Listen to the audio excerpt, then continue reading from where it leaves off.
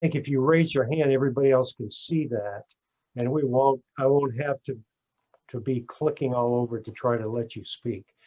So back to Kevin, this is the review of a 3-lot minor subdivision proposal for a 13.26 acre parcel located on Blanchard Road Extension, Tax Assessor Map R08, Lot 681, to discuss which subdivision type, conservation or traditional, would be best suited for the parcel.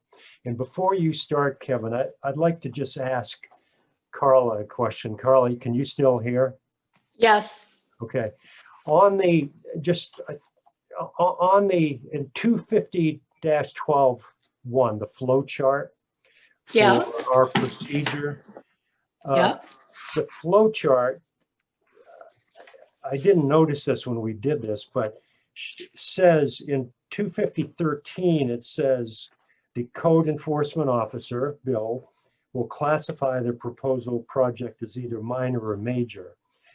It's showing us doing that. I don't think this is critical, but it seems like based on 250-13, that should have come up earlier. And the next, go ahead. Well, Bill Longley and I have met with these folks and talked about it. And so I think that step's been covered, Paul. Okay, all right.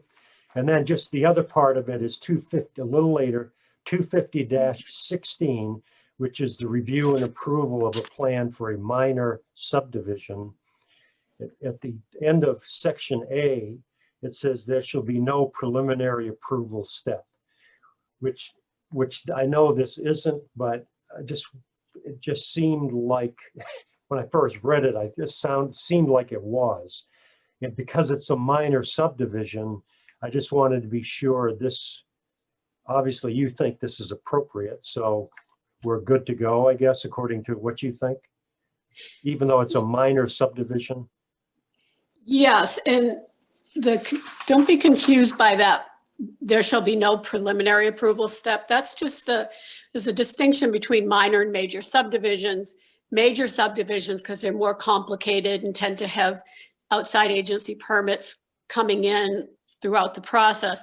Those have the opportunity for developer to get preliminary approval, continue working on the plan, and then get final approval. We never did that with minor subdivisions. And so that's why it's saying that. Okay, thank you. Thank you. So Kevin, it looks like, okay, so you are not muted now. Would you like to make some comments before we discuss it among the board members? Certainly. Is there an opportunity to share my screen, or is that not possible? That's a good question. If not, if you all have the plans, we can flip through it. I think it's your end. I'm going to click share screen. Okay. Let's see if then maybe I can drag it down a little. See if, so I'm sharing the screen under you, I think. Do you have the screen up you would like to illustrate? Yes. Okay. No, it's not. Paul, on my computer, I think Kevin has to do it. And there's a button that says share screen or the function Alt and the letter S. I see a loon. I think that's Paul's screen. So Paul needs to unshare his screen. Okay, so I got to go back here. This is.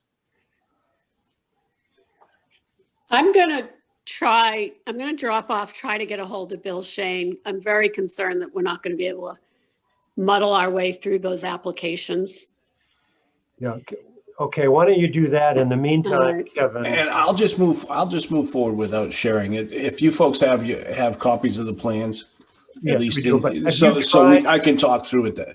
Okay. Because I think I have to be sharing your screen at your end.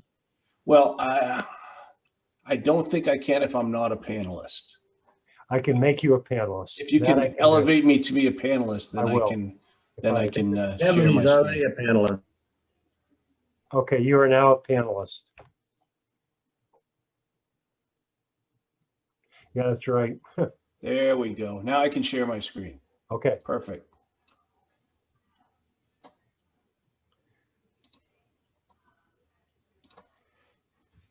All right. So Great. I'll just start off quickly with the project. It's 12.4 acres roughly off from the Blanchard Road extension, which the Blanchard Road extension sort of travels up in this way. And then there's another piece here that I think in talking to Bill and Carla, we're probably going to have to name this. And then also the future right-of-way that we'd create as part of this subdivision, we would have to name that as well.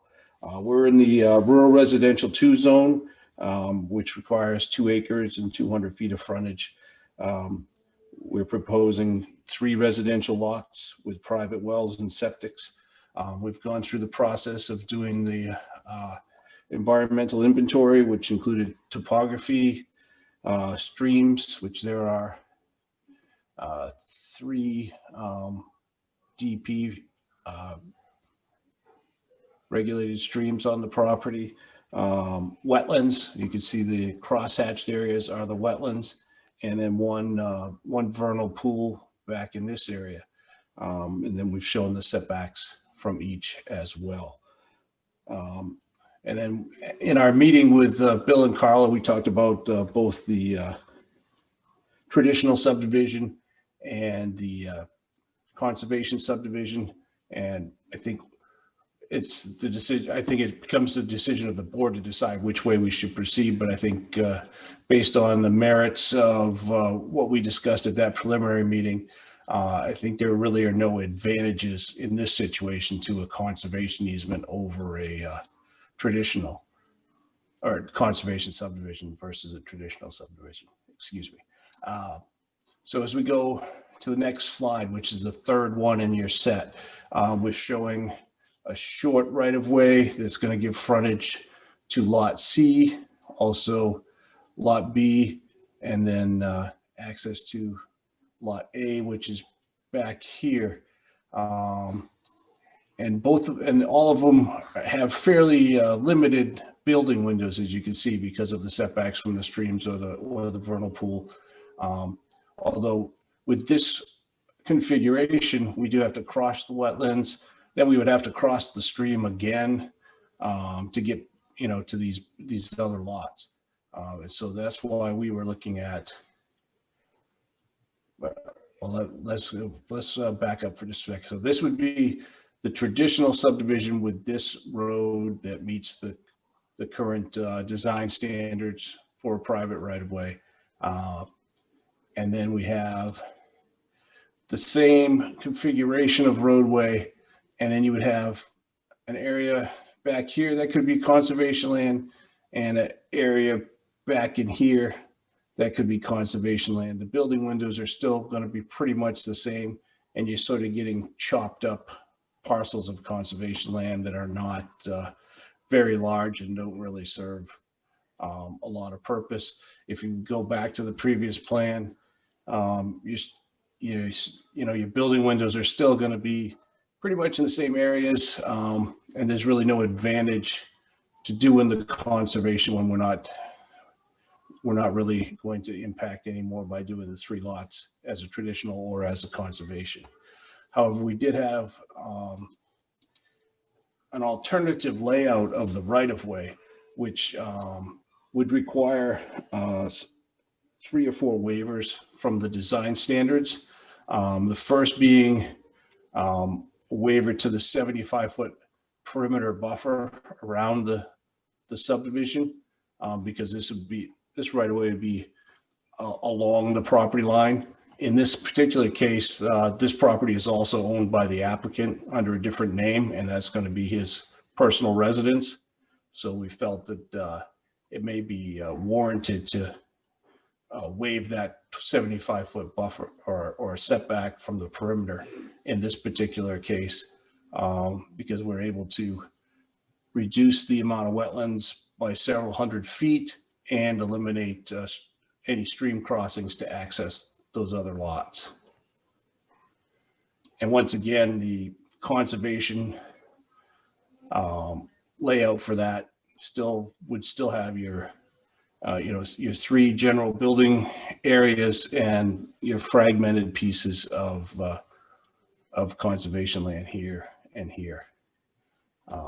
And then the other 2 things that are different than the standards for the roadway are the angle of intersection would be greater than or less than 90 degrees, but it would run along that property line. And for a minor road that's only serving 2 or 3 lots, and it's a very rural area, I don't believe that would be an issue based upon saving some of those wetland fills and stream crossings. And then the third one would be the location of the turnaround. The standards require the turnaround to be to the right-hand side, and this one we would go to the left-hand side. And that would actually provide access into the lot, provide access to the other lot. And this one doesn't require any stream crossings and has much smaller wetland impact. So those are really, so we're sort of looking at 2 different concepts, both the traditional versus the conservation, and then the one that follows strictly the design criteria for the roadway, or one that requires waivers for the roadway. And I think from talking with Bill and Carla, they indicated that the board is able to grant waivers if we're limiting or reducing environmental impacts. So I think the traditional layout with the waivers is probably the plan that provides the most avoidance of environmental impacts. I'd be happy to answer any questions. Okay. Could you now unshare your screen? Sure will. Thank you, Kevin. Thank you. Great. So again, if you would, whoever would like to ask a question or make a comment, if you would raise your hands like so, just so that everybody knows you want to say something. And then I'll, when we get to it, I'll unmute other attendees. Anyone with comments or questions? I did some calculations. It looks like if we did a conservation plan, the lot sizes would be, a minimum would be 1, which from the marketing, have you thought about it from the marketing point of view, Kevin, or not? Do you think it would be difficult if we like the conservation plan to sell it that way? Because of the size of the lots? In either situation, I think the building windows are pretty much going to be the same. The available areas to build on the lots. I just think in this rural area, a little bit larger lot size is probably more marketable, even though they're not really lots that can be further divided, and they're also, there's just they're just going. Each person's just going to have more space with their lots, which I think in the rural setting, people do tend to migrate to those little bit larger lots. Okay, thank you. Comments from anyone? Yeah, Bill.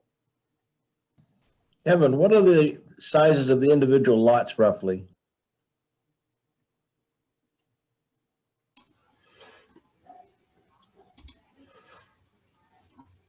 Just a second there, lost. So in the traditional subdivision, the lots would be 3.79, 4.1, and 4.3. And in the conservation, we're looking at 2.28, 1.75, 1.88. So they're going from around 4 acres to around 2 acres, or a little less than 2 acres. Thank you. Josh? Yeah, Paul, I don't know how it happened, but Carla's an attendee now, and I have a question for her, which, assuming she can hear me, can we waive the 75-foot buffer if we want to? See if Carla. Carla, could you unmute? I presume you can hear us.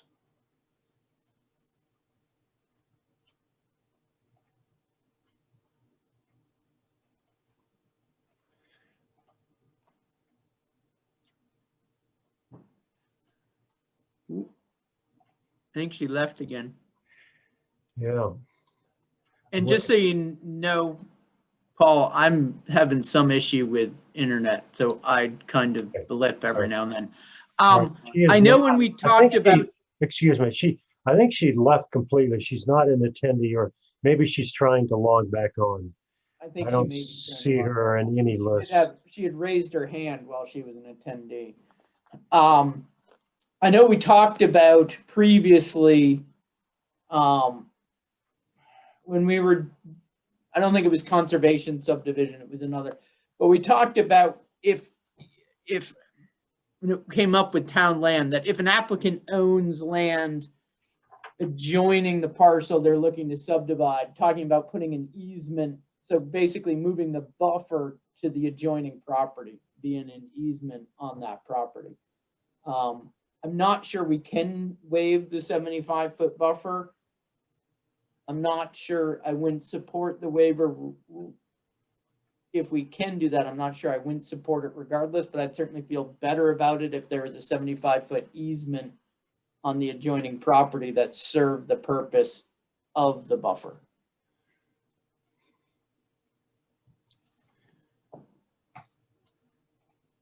Carla, could you unmute?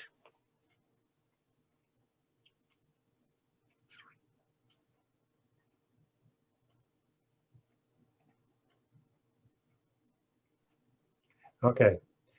Okay, can you hear me now? Yeah, Josh had a question, and sorry, Josh, but could you? No problem. repeat it? Carla, can we even waive the 75-foot buffer? Is that something that we can waive? I'm not sure. Yeah, I don't think we can. And I do think I think you were, I don't know, did you hear my comment about, we talked about this at one point about putting in a piece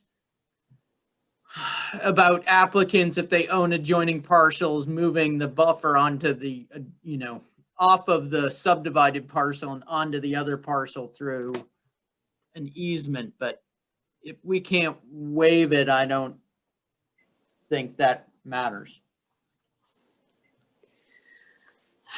I'm looking through with, when we were all working on this ordinance, I thought that there was some general waiver language put in there. Do you recall, Paul? I'm flipping through. I know there was a 10% figure that we could waive, but I don't think it was the buffer. I think it was the size of either the free. In fact, I have the ordinance here, but it would take me a minute. Yeah, I'm looking through it. I'm not seeing it. So let's, for the purposes of tonight's meeting, say it's not waivable. So with that being said, can the design work for either concept?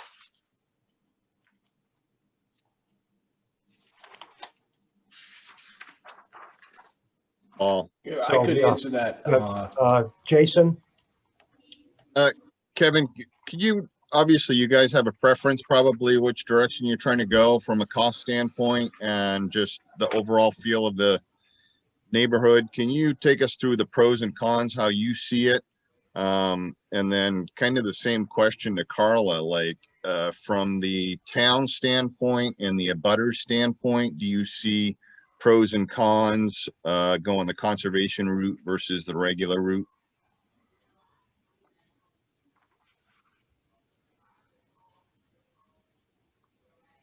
I would start with that. As far as cost, our layout is is pretty much the same. Our building windows, our road layout are the same, whether it's the traditional or the conservation. So there's not really a cost impact as far as that. I just feel that the larger lots are probably more marketable, as the 4 acre size is closer to most of the lot sizes in the area. Okay, and obviously less of an impact if we do one of them over the other, wetlands impact, except the angle is off. And then we abut on, or the buffer isn't appropriate, but the other lot is the owner. What is the acreage of the lot that the owner is keeping? That,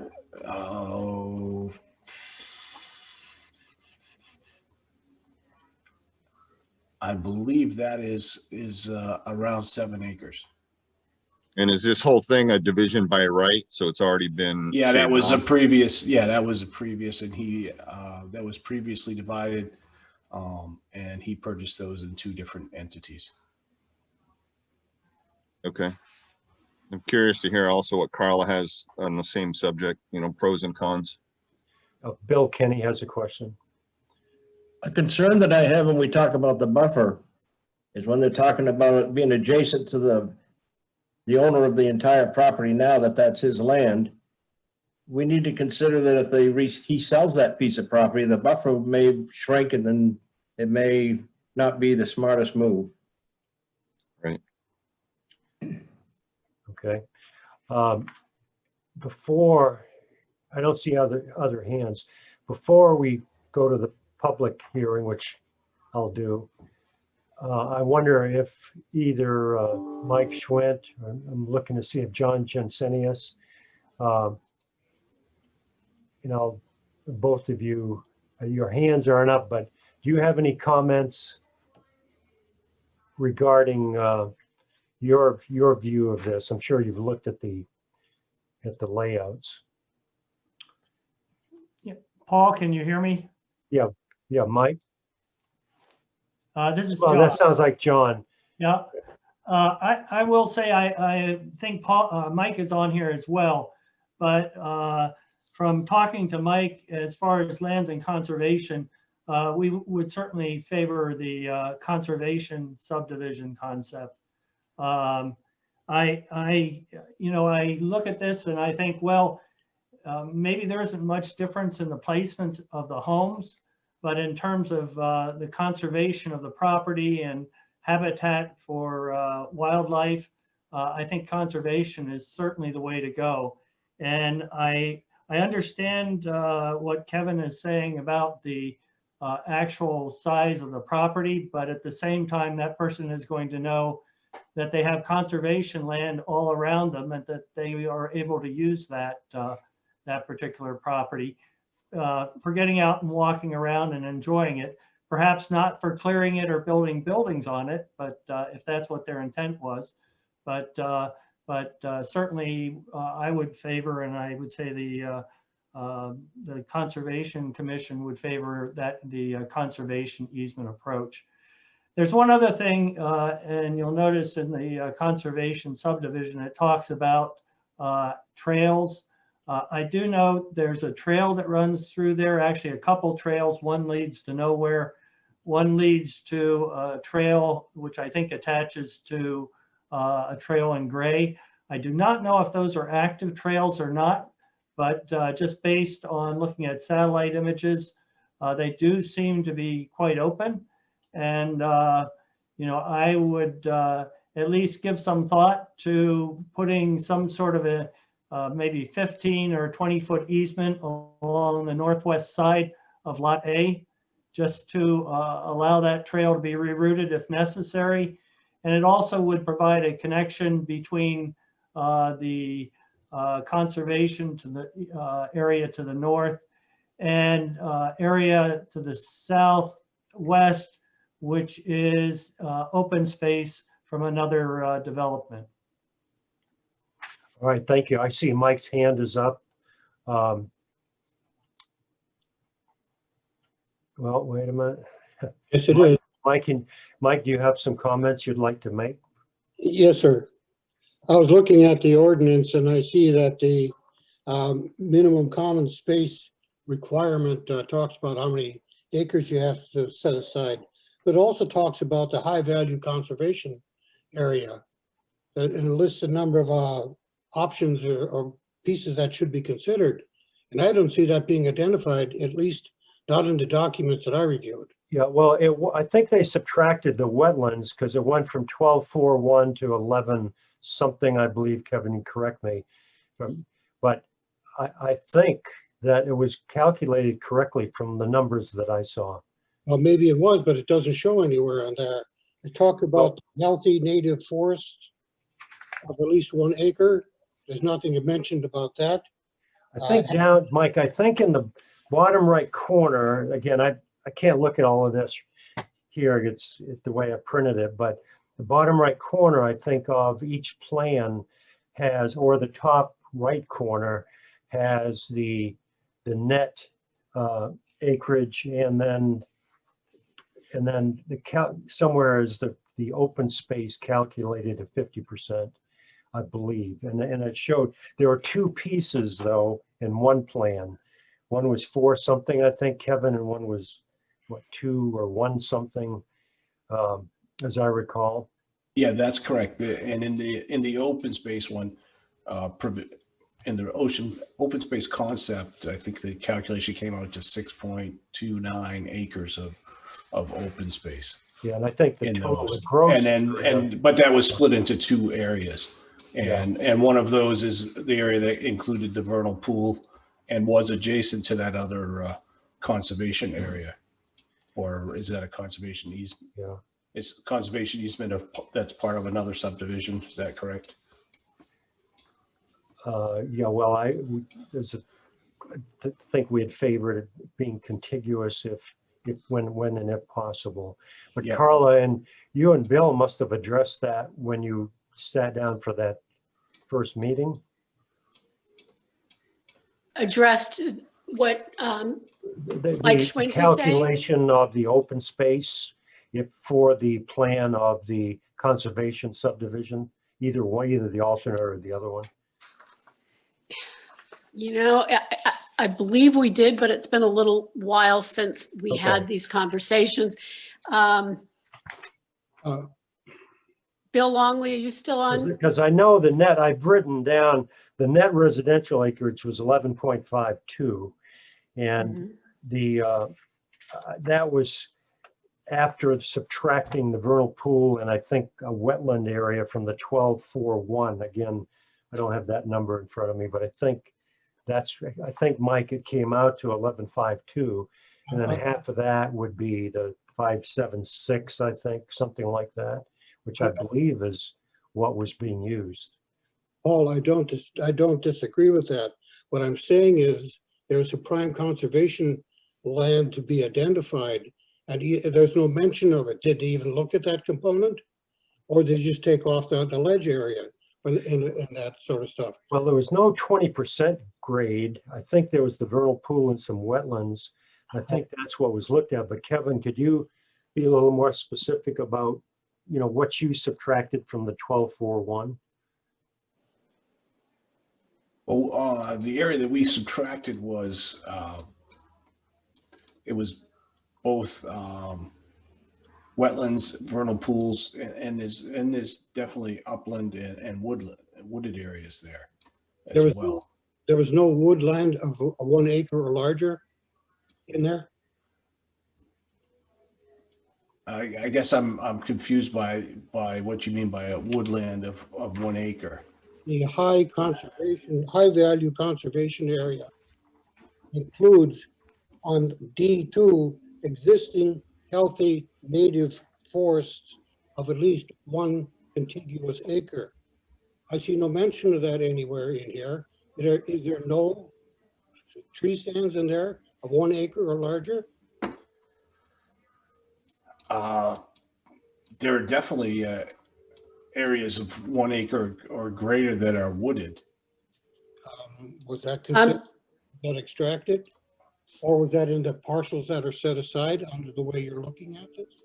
Or the conservation area? It would be included in that conservation area. Those areas are wooded. Carla, any comments? Yes, I do have a comment. So we're talking, I think, about two different things. One is net residential acreage, which is used to calculate the number of lots that are available based on the minimum lot size available. And that's one thing. That's taking out the wetlands, the steep slopes, all the things that are in the old subdivision ordinance.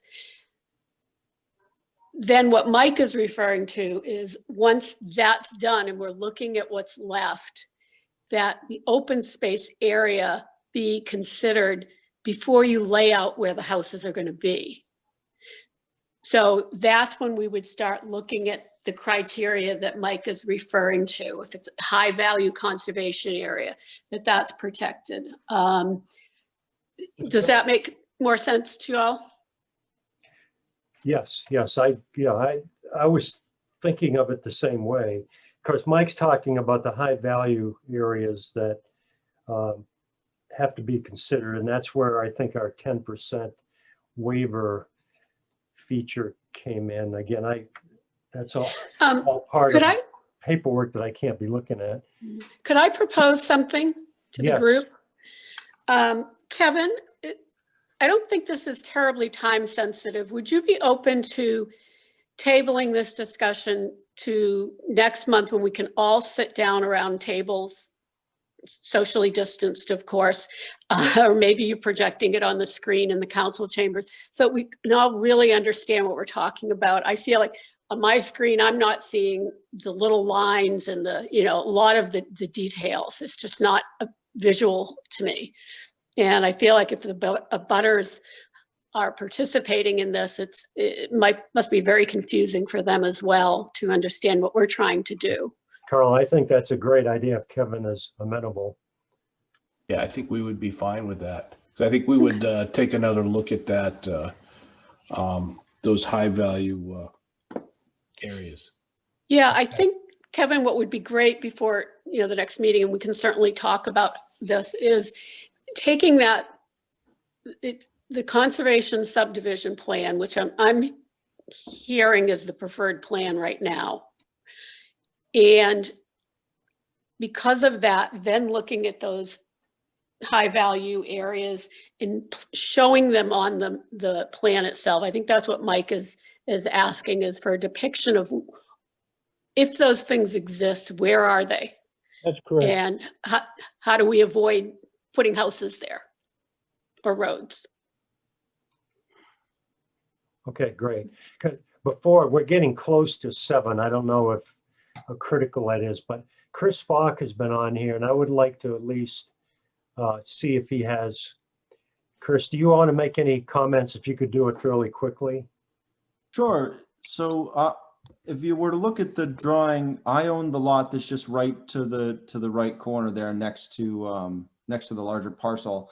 And I mean, honestly, my only question, just because I'm probably the dumb one in the group on this topic, is could someone who knows, just explain, maybe for my benefit and the rest of the folks in the audience, like what the real difference is between a conservation and a traditional subdivision? What's the distinction and why would one go one route versus the other? Carla, you want to do it or you want me to try? I'm happy to do it, but Paul, Okay, go ahead. Go ahead. and Mike are also very, No, go ahead, Carla. you'd like me to do it. Okay. When this conservation subdivision ordinance was being put together by a group of people, the idea was that instead of allowing either a traditional or clustered style subdivision, we would remove the cluster option from the rural residential areas and we would instead have the conservation subdivision style. So that's why the applicant's showing a conservation style and a traditional style.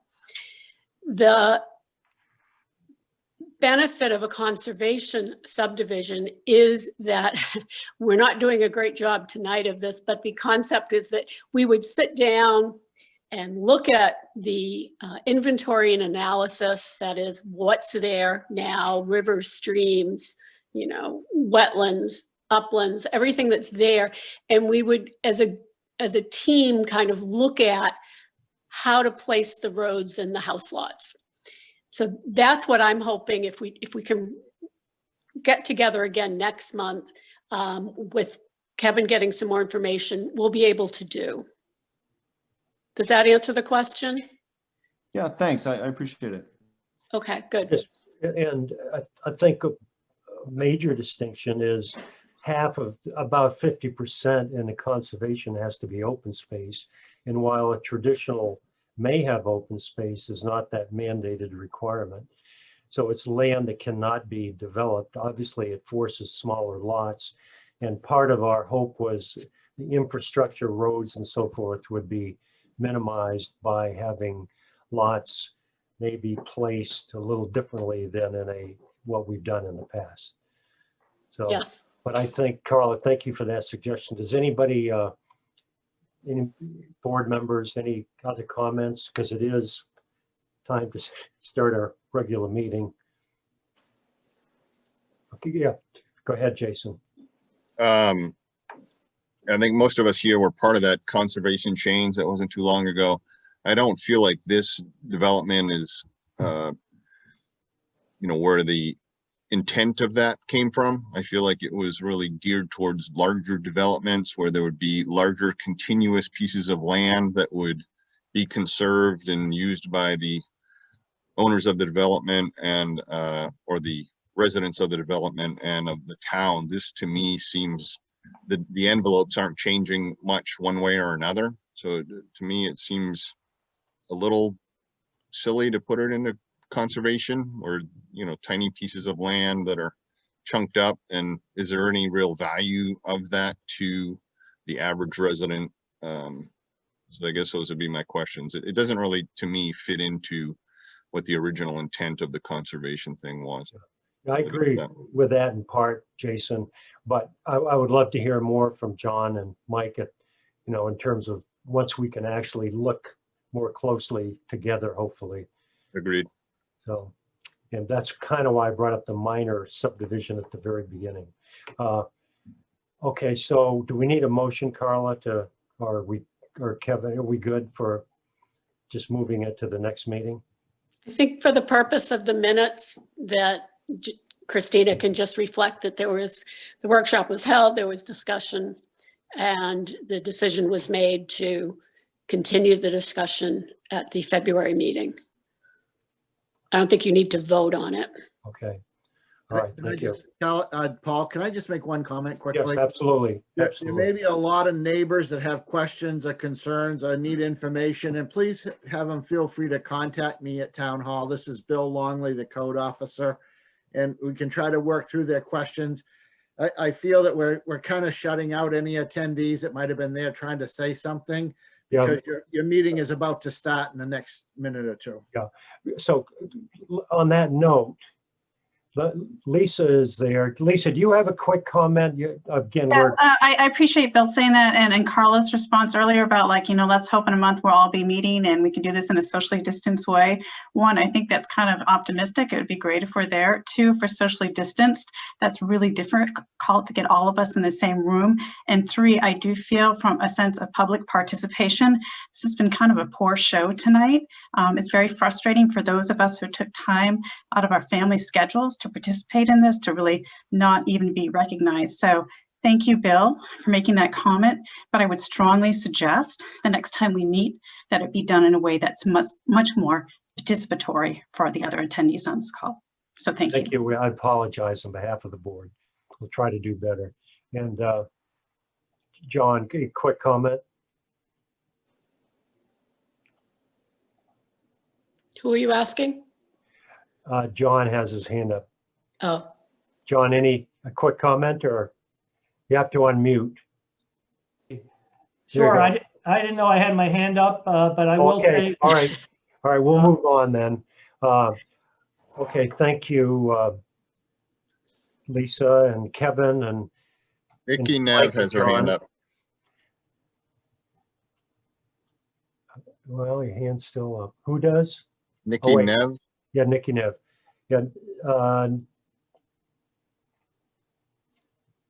Nikki, any comments quickly? Yes, thank you very much. So I thank you, Bill, for allowing us to send you in some comments. I live on 354 Blanchard Road Extension, and I think one of the concerns that I have is that we keep talking about the rural area that's just along the side of where the parcels are now. But we really are a neighborhood here, and we've gotten a lot of population that has grown. So we would really like the planning board to consider the fact that this land also abuts Stonewall, that, the neighborhood is really that broader whole Blanchard Road extension and the overall area. So when we're making considerations and talking about this, we really need to think about it within the context. And also, while it's 3 houses, we have a lot of traffic concerns with the additional traffic, as well as with the construction vehicles that will be going in and out. So we're happy that the board will let us provide Bill some feedback, but as you're thinking about this and marinating it over the next month, we have a number of residents that are attending tonight. And so I do support the subdivision going in, I do support the houses, but I think that there's some broader neighborhood impact that we would like to make sure our voices get heard on as this is further developed. Okay, thank you. John, did you want your hand up? I don't know why my hand keeps going Okay, up. I will But not. I will make a comment that I completely agree with her. That land does abut with a large area of conserved land. Okay, well, thank you. So we will move on to the next, at the next meeting in February, and try to be a little more specific on what our plans are. So I will now move on to the regular post-workshop, January 19th, 2021 planning board meeting. And to begin with, I'd like to thank again, because we weren't on very long last month, Steve Moriarty and Lee Buffington, who are no longer on the board. I thank them for their very helpful service. And I'd like to welcome Lorraine Billing, who, looking for, where's Lorraine? Oh, I see Lorraine. I'm sorry, Lorraine, I said it wrong. Lorraine Rardin and Amanda Billing. Amanda couldn't be with us tonight, but welcome you to the board. So we have, I'm not sure, okay, Josh is away, but we have all but one member with us tonight. And I think the first order of business is election of officers. Bill Kenny, you'll have to unmute. I see Josh is coming back. I'd like to nominate Polly Claire for chair for the following year. Second. Any other discussion or nominations?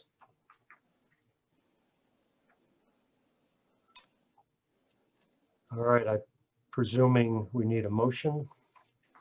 That was the motion. All right, all those in favor, again, we need to do it by roll call, I believe, according to Christina, right? So if you could each, Jason, just Yes. say aye, okay. Ann, have to unmute. Yes. Bill Kenny, Yes. Lorraine, Yes. and Josh. Yes. And yes, Bill Kenny. Comment? I'd like to nominate Jason Record as the vice chair for the following year. Okay, a second. Second. Okay. All those in favor? Roll call. I say aye. Ann, Yes. Bill, Kenny, Yes. and Lorraine, Yes. and Josh. Yes. Okay, so Christina, unanimous. I say yes too.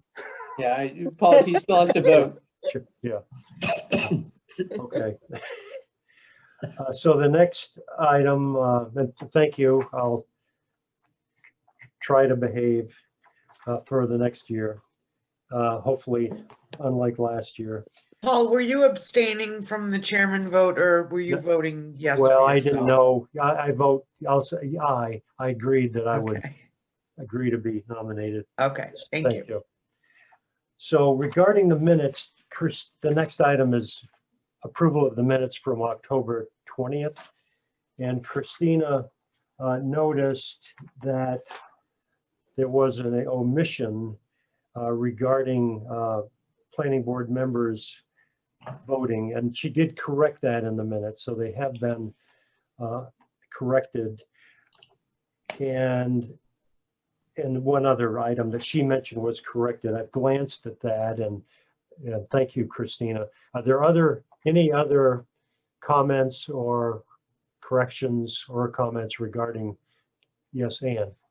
Yeah, this is pretty minor, but could you highlight, if you'll look at like, gosh, the, what page are we on here? Page 2 of the minutes.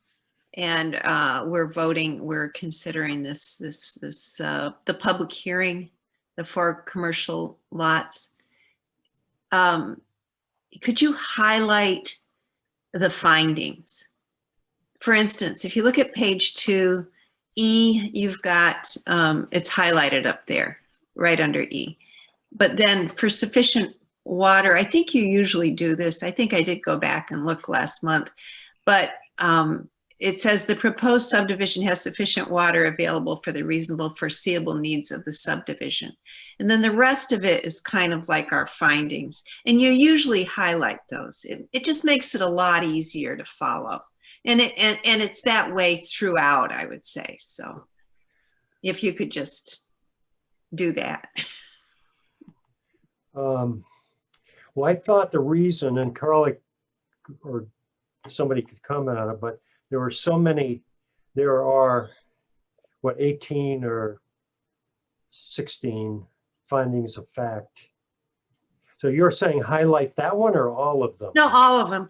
The bold, not so it just makes it easier to read, I think, because like the first sentence is usually what we're trying to achieve, and then we follow that with, say, you know, this is the way it is, and it's fine. And we usually bold that language. I usually do bold it. You're right, Ann. I missed it on here for some reason. So what you're saying is not the whole text, but just at the end where you're saying the board finds this meets, or the board finds with a waiver this meets.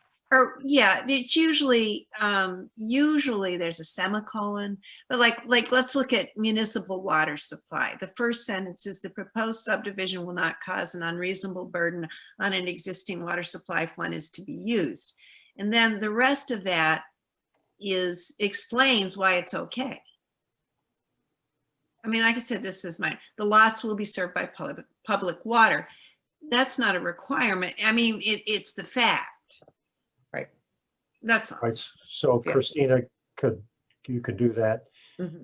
Okay, thank you. Minor. Josh? Really minor, but on page 4, sort of around the A, Mr. Saunders asked if the subdivision plan in the last full line of that subdivision is misspelled. All right, so halfway, do you see it, Christina? It's right at the foot of the A, basically, the SBU division plan, if they change the lot lines. I've got a call from Bill Shane. I'll try to get back to you quickly. Okay, so let us know, Christina, once you find it. Wait a minute, you're muted. Yeah. Okay. So halfway down page 4. Yeah, a little bit, maybe a hair more than halfway down. Mr. Saunders asked if the subdivision is approved at the end, towards the end of that paragraph, right under the A. Oh, I sure did misspell it. I got it.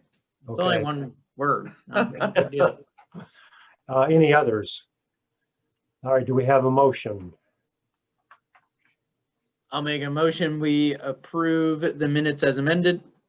Second. Second, Jason. All right, all those in favor, and I'll go around. Jason? Yes. Aye. I say yes. Ann? Yes, Bill? Yes, And I think, Lorraine, you don't vote on this, I believe. Josh? Yes. So unanimous among those here with one abstention.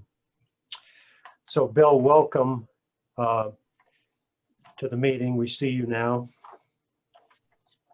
So, hi, Paul. I'm sorry. I was talking with Carla, so Yeah, I'll that's all right. both right. reconvene. So, So the next item is for Carla, which Roy has left. So maybe we'll come. Carla, you don't hear me at this time, right? For the minor staff approval. So, I think she went off to talk to Bill. She's not back yet. right. So I guess we'll go to the first agenda public hearing item, which is a site plan review for issuance of an annual renewable special permit for operation of the Story Brothers gravel pit located at 48 Goose Pond Road, as shown on tax assessor map R07 lot 48. Applicant owner RJT Properties, represented by Doug Reynold. And I'm looking, let me go to attendees. And before,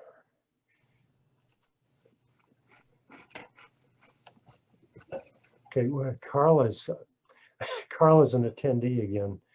I don't know why that's happening.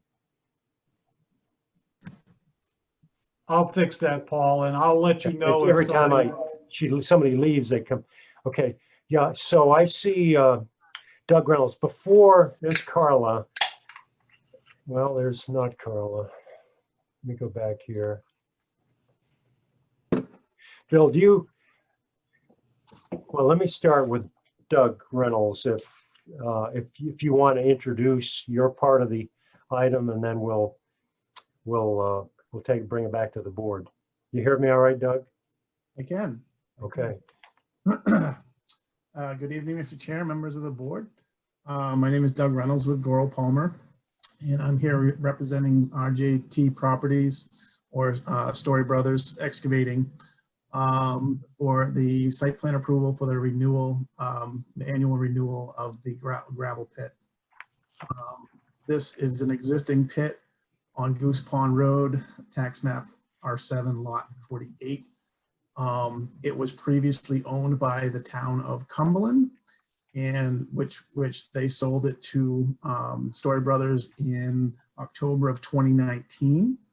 And as it's been a year since they obtained it, they have to submit for a renewal site plan approval from the town.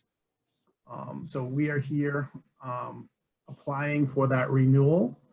We're not expanding anything at this point beyond what was approved for the town. The gravel pit has the limits, and again, I'm not sure what you guys have for. I assume you have our package. Do we want to share screen or? Yeah, I think that would be good. Okay. Doug, if you could share your screen and kind of walk through the application so people at home could see it too. Yep.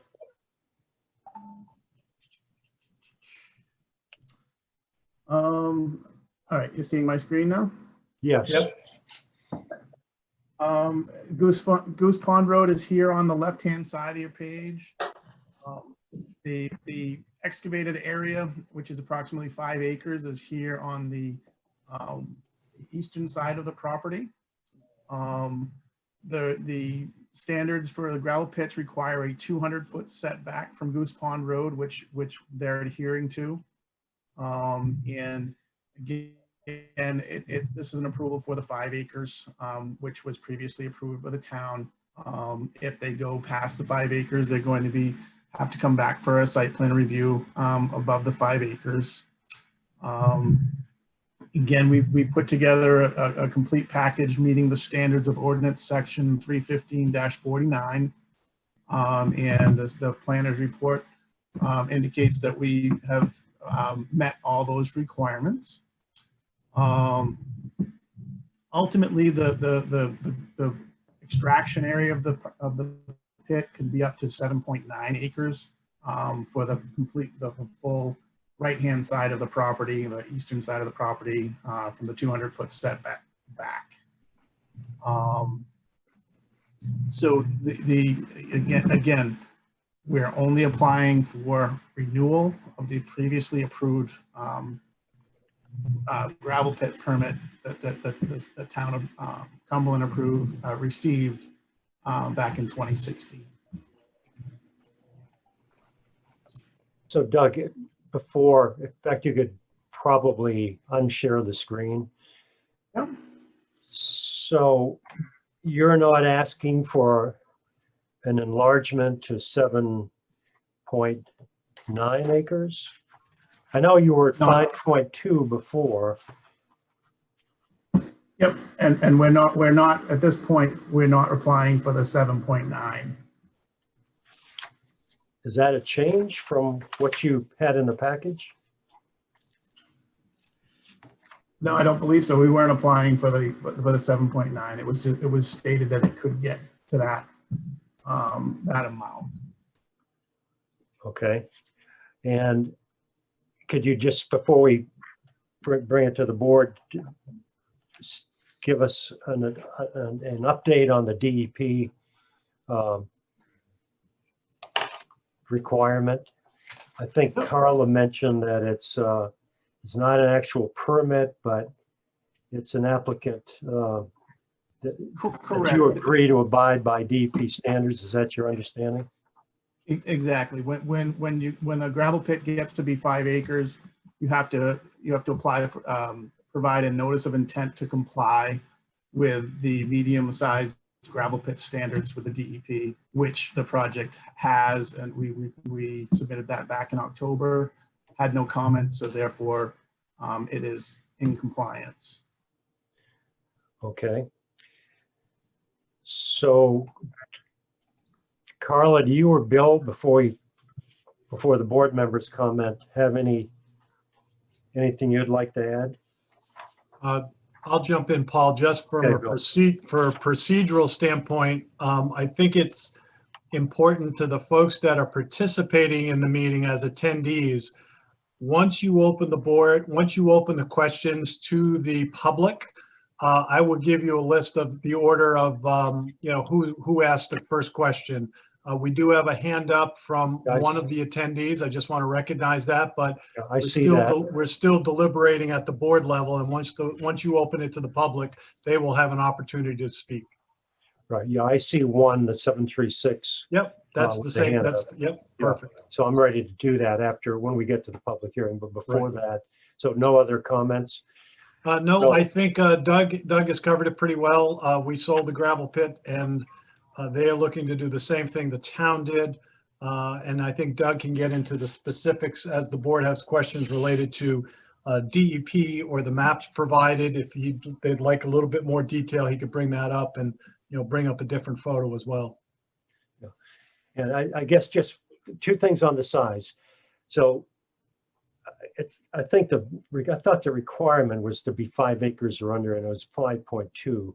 But I know at least a former board member wondered about the 7.9, and you're saying you're not expanding to 7.9. So that's a little different than what my understanding was. Correct. No, at this time, we're not applying to expand to the 7.9. Okay. We're staying at the 5. If they do plan on extending, we would have to go back to the planning board for approval. Okay, very good. Thank you. Now I'll open it to any board member. Again, just raise your hand so somebody knows you're going to speak. Josh. Doug, a couple questions.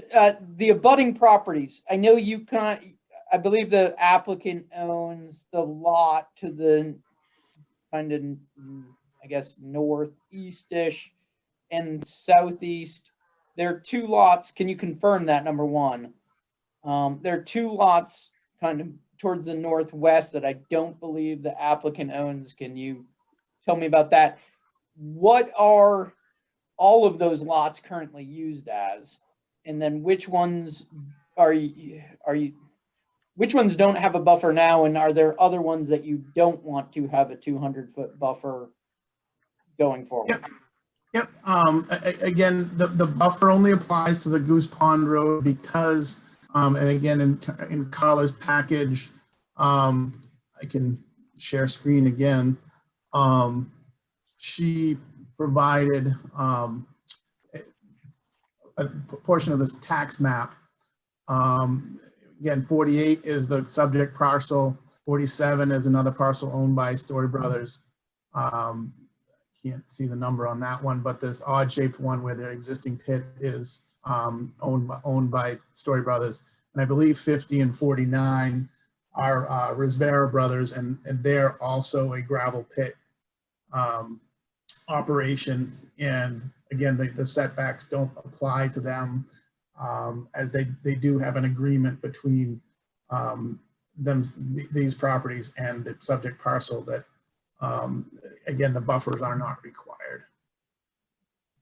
Okay, and is there a buffer in this case to above the subject lot?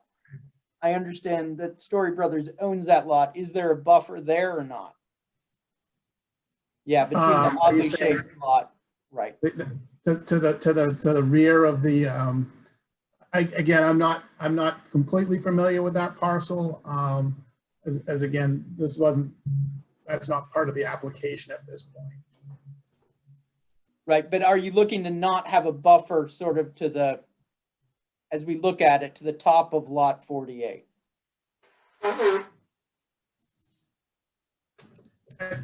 Again, I can bring this up. This is the existing conditions.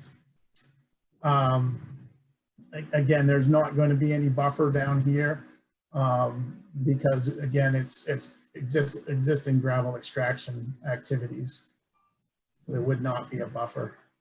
So Josh, I'm just going to jump in. What happens with a gravel pit normally, and this was one gravel pit for many years with multiple owners, there are agreements that everybody can dig right through these side property lines. So there aren't these big mounds of dirt everywhere and then big holes in the middle. So there are mutual agreements with every one of these owners around us that basically said, you know, the state will allow the town to dig through the property line. We'll allow the next owner to dig through the abutting property line when you're in a gravel pit, because that's the nature of the resource, that the resource doesn't follow property lines. It basically follows area. So those agreements are made well in advance and probably predated most of our zoning.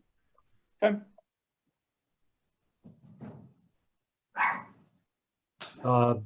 Could you unshare the screen? Thank you. Jason. I had a few concerns or questions, some of which have already been answered. The acreage being limited to 5 acres, and the DEP approval as well, it being in the aquifer area. So reading Carla's notes, it sounds like there's not going to be anything that would create any chemicals there that becomes an issue. Was there originally way back an approval or a study that had to be done to allow that to happen? Or is it just based on basically what Carla has provided to us? That's one question. The other thing is I guess I noticed that the last permit ended in 2016. Is that right? And that his operations continued in the meantime without a permit. And is there an issue with that lapse in the permit happening? Like, and then last question I had is it had comments about you know, some of the abutters had mentioned wanting, things added, landscaping or berms or something to help with the sound. And the comment was that, that really wouldn't work because of the, extraordinary conditions of the site. And so, I'd like to hear your comments as to why that couldn't be done. We often try to accommodate abutters and, sort of these people that take one for the team and live next to these things, and why we can't help them. That's it. Doug.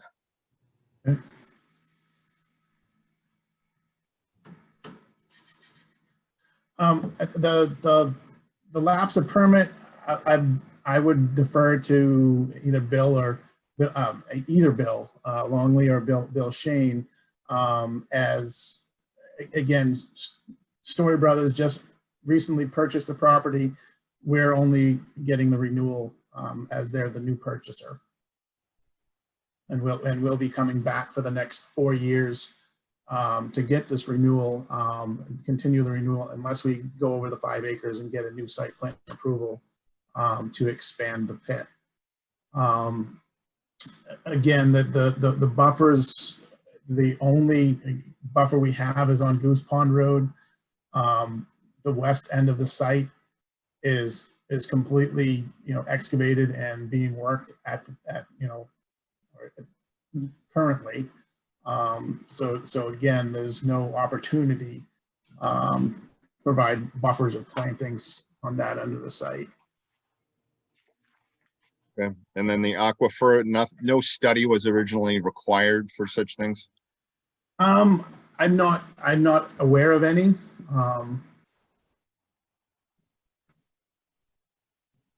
Okay.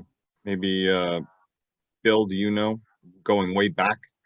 Yeah, there were a lot of crazy stuff happened in this area of town back in the 90s where the aquifer was contaminated with some really nasty pollution stuff. It was dry cleaning chemicals. There was about, they estimated somewhere between a quart and a gallon of dry cleaning chemicals dumped down a well and essentially contaminated most of the western end of town for decades. And there were probably about 60 or 70 well systems that had to be put in, and monitoring systems and filtration systems that had to be put in to protect the owners and clean the chemicals. And that happened for a while. About 4 years ago, the DEP removed all the restrictions from what they call a well protection advisory zone. And if you recall, that was extended when we did the Fuller Road subdivision out at the very end of Blackstrap Road. That was part of that, and why we required some additional testing to the wells that were in that subdivision. We just wanted to make double sure that there was no bad stuff still present in the aquifer. The town has since closed out basically the study and any kind of restrictions because of the DEP report. And that was pretty bad, but it somehow has not reappeared in any of the wells or any of the extensive testing they did. You and I would test a well and it would cost us $35 or $40 for a test.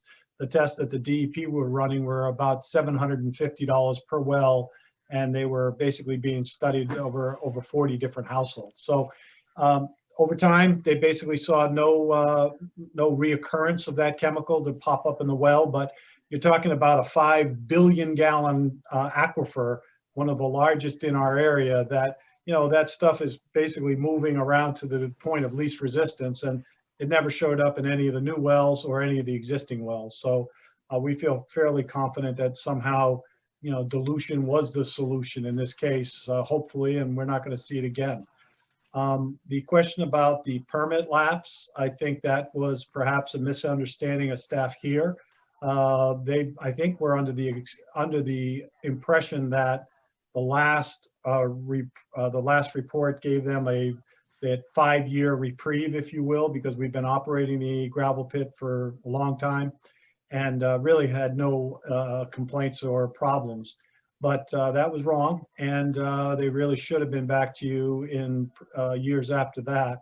The other thing that was going on is that the council was already talking about selling the gravel pit for several years and really didn't do so until last year. So that's really on the town, basically the lapse in the permits. But we were extracting enough for winter sand and road gravel, and we were in there a few weeks, maybe a month, a year, and really just managing it more than really processing.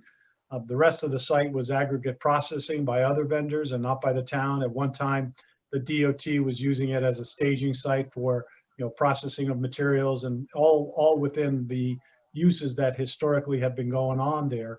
Unfortunately out there were quiet times when there was nothing going on, and then in most recent times it's been a fairly active site. So hence the concerns from neighbors and abutters. When you look at the drawing that Doug showed the last time, the aerial photo, the reason that we had discussions about a buffering, they kind of failed, is because we're about 30 feet below most of those property lines, up along Forest Lake Road and Goose Pond Road. So the impact of trying to buffer on our property would have taken, half a century to make any impact in a backyard somewhere. So I think that's where it kind of fell off, and we've never really done much with buffering, especially in the town pit, which is, adjacent to the other properties, and more impacts the folks that are closer to Goose Pond Road. Thank you, Bill. Jason, go ahead. So presumably the issues with the water in West Cumberland were unrelated to the gravel pit, and to your knowledge, we've done everything that we should as far as making sure the gravel pit isn't affecting that aquifer. And yeah, then you required that it stay above the aquifer, and that's huge. And I think it's about 5 feet above the aquifer now. If the applicant chooses to go below the basically that 5 foot zone and go into the water table, I will share with you, it's a standard practice with gravel pits to get DEP permits that extract into the gravel pit. If you remember, the pit across the street used to always have a big pond in the middle of it because they had a permit at one time to extract below the water table. And that is a standard practice with gravel pits. And that happens everywhere in the state. That is not being proposed here tonight. And I think what they're trying to do is be good neighbors and continue the operations that we had. Now, unfortunately, it's where the resource is, and that's the last resource in town. And we're trying to continue to maintain and fix roads. And this is part of the necessary evil sometimes. And I don't know what happens in the end. I think most gravel pits have been reclamated, and in many areas you've either seen some type of storage facilities, or in many cases housing developments as well. So what's to come, I don't know, but that's down the road. And so to your knowledge, we're within our authority to resume this permit, even though there was a lapse. That is correct.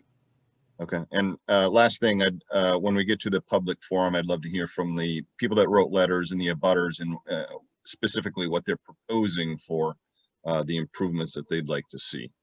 That's Sure. it. Thank you. All right, any others? Josh?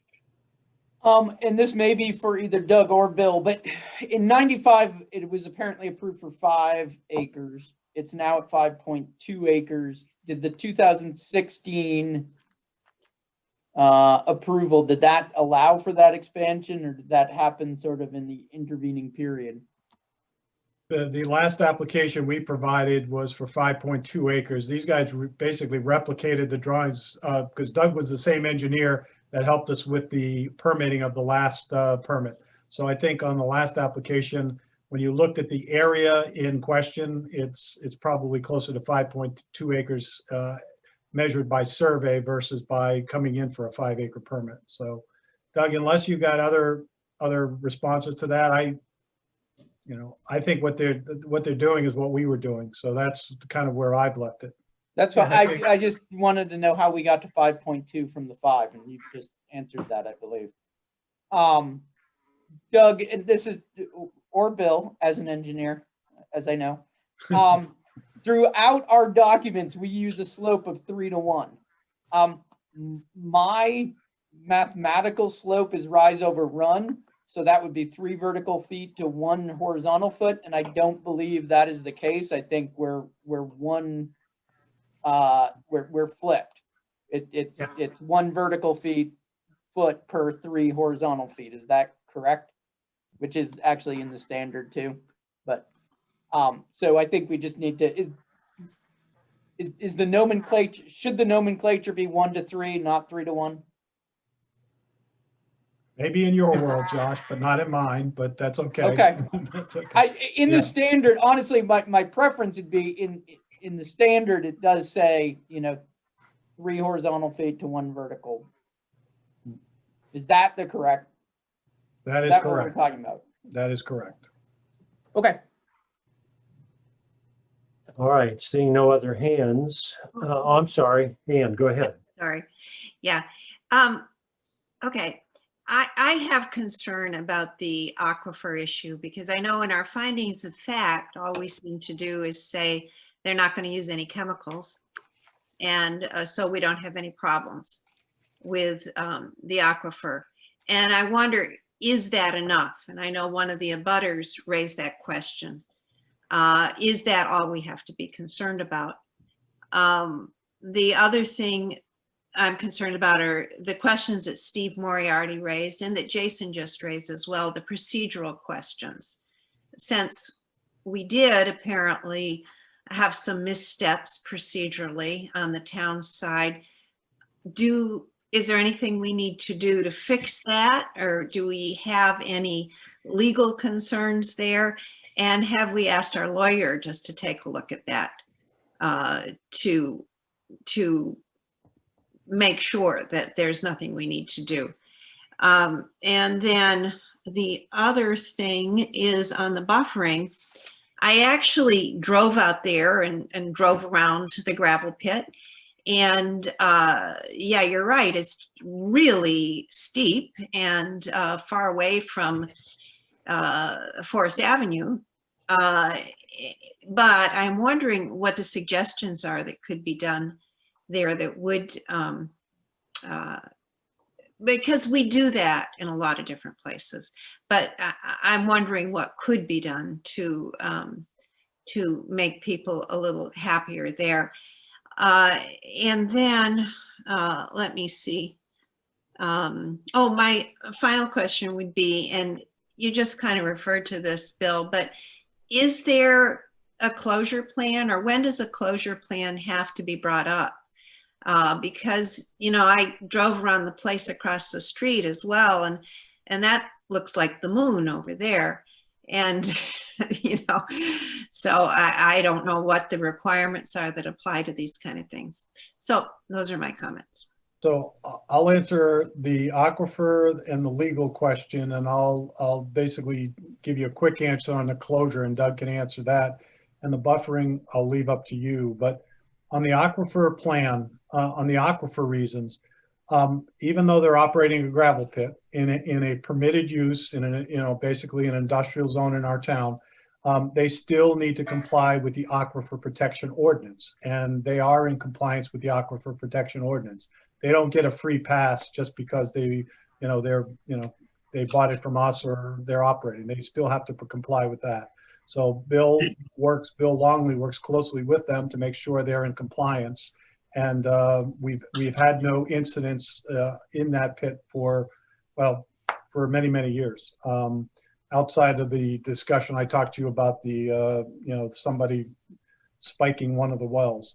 The legal piece of this, again, is our code enforcement officer, basically under state statute and under our town ordinance. He basically makes the decision, is this a permitted use? Does this application follow our rules and our ordinances? And does it have the merit to move forward as an application? And he has basically weighed in on that and said it does, and it's basically a continuation of what the town has done. He would be the one basically enforcing any infractions. I think he's the one that gave you the opinions that we had no infractions as a town when we operated it. And when I talk about complaints, I'm talking about complaints that are violations of the ordinance that we can go back and basically say, hey, this has to be corrected. This has to be, adjusted. This has to be fixed. So those are all real. Closure plans are very, very different. Closure plans are pretty much when you're done with that area and you have no other plan, what are you going to do? And typically that's the slope restoration and the vegetation of those slopes all the way around the gravel pit. In many cases, when aggregate processing is happening, those bankings are used almost as push walls so that more materials can be stockpiled and they can bulldoze up larger piles of aggregate and, provide for a lot more efficiency on the floor. When you come out 3 feet to every foot vertical and you think about a 30-foot elevation difference, that's 90 feet of fill that basically has to be put into that slope to basically kind of make that contour work per the closure plan. And what happens in those cases is that when a pit gets close to their end, you'll start seeing a lot of aggregate being hauled in. And that aggregate is usually, fill from projects that contractors are working on, has to be clean. It cannot have any kind of solid waste or demolition debris in it.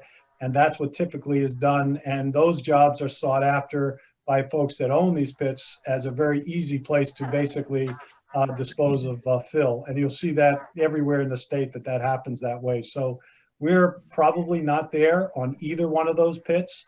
I think what you'll see maybe on the one across the street, there'll be more type of industrial uses being done in that pit now. There are aggregate processing, and I call it the Blue Rock pit because Blue Rock, of all things, used to have an asphalt plant right at the bottom of it, and paved a lot of highways in the southern end of the state for decades. And then Pike bought it out, and then it became obsolete. So fortunately, that's gone because that could be catastrophic to the aquifer. But today, I think the uses we have out there are a lot better today than they were 20 years ago. So, and then the buffering plan, that's really, I'll leave to Carla and Bill for their input. So Doug, if I missed anything on the closure plan, please jump in. If not, then no, you hit it. Again, they're gonna operate as long as they can before they start closing it. They're gonna get as much material out of that as possible, and they'll get that material. And if it's too steep, they'll get it to where they can, and then, like Bill said, start filling it in to the 3-to-1. Thank you. Bill Kenny. I have a question about, one of the letters I wrote was talking about the noise early in the morning and late at night. Do we have any control over the hours of operation? Well, typically with hours of operation, and I'll defer to Bill Longley, is that it typically applies to when projects are being constructed. This is an ongoing operation and we do not have a noise ordinance. We ask, and we've had meetings with the neighbors out there and with the owners, all the owners of the pits out there, to try to be somewhat respectful. And we understand the summer are busy hours when, they have to, work longer hours, but, people would like to have the quiet enjoyment of their property. Our what I'll call courtesy ordinance is kind of 7 to 7, Monday through Friday. And weekends, we really try to discourage work on the weekends. And for the most part, I think you'll see that pit not in operation on the weekends. The Storey brothers, if you know them well, they pretty much like to get away to camp on the weekends and have enjoyed their downtime just like the rest of us do on the weekends. So I believe that would probably be similar, but there are people at times when they get behind that have to come in and have to work. But typically, Bill Longley, if you can jump in, is there any restriction on hours of operation that we have as a town?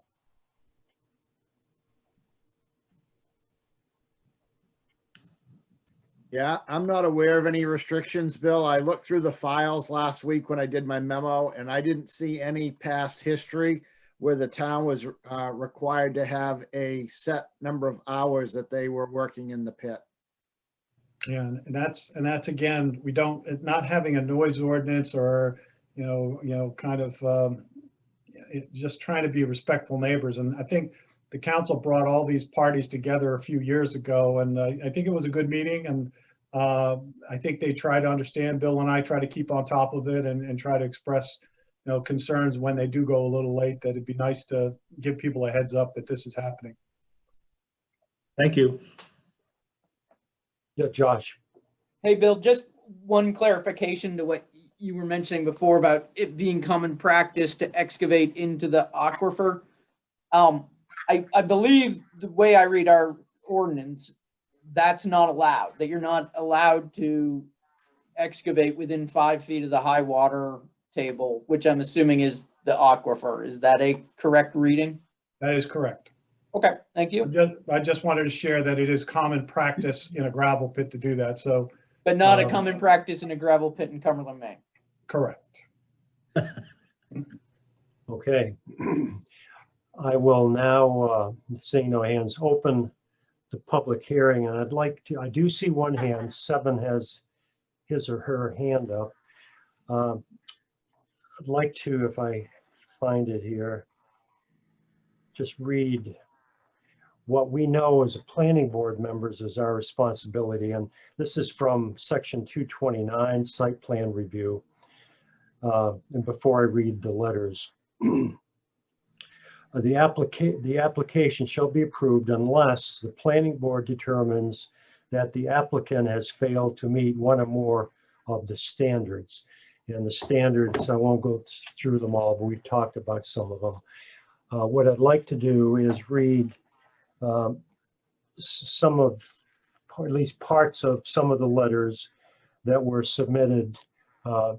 And I do not know if these individuals are on the attendees list, but they may join.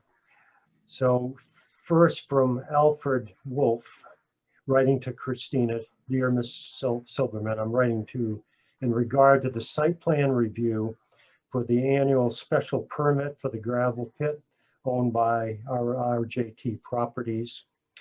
The site is located within the town aquifer protection area. This is the first point of concern.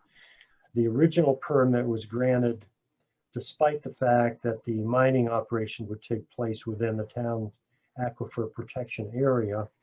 The rationale for this appears to be based on the understanding that the operation would not involve the storage of pollutants such as petroleum products.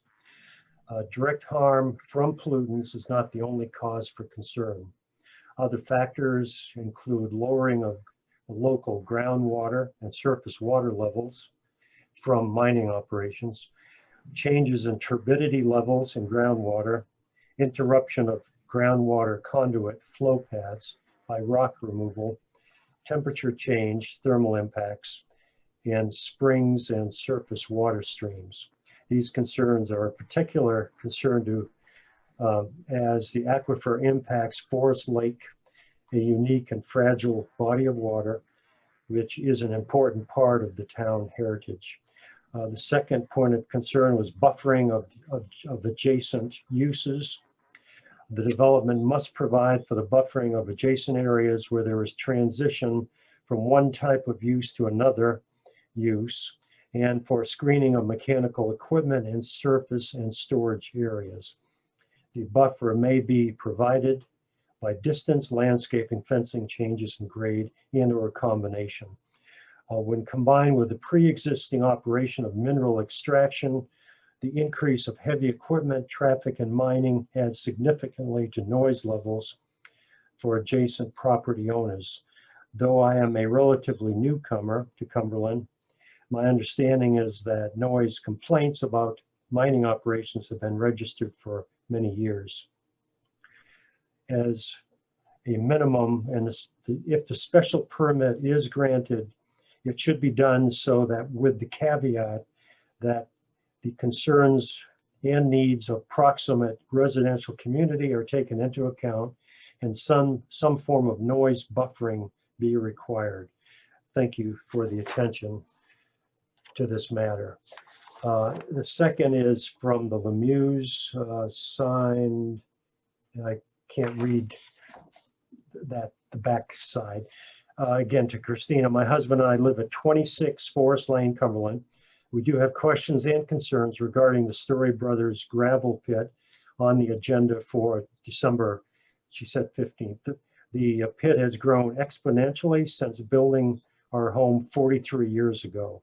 The noise, dust, and view continue to adversely affect our home and life. I can only assume others in the area feel the same.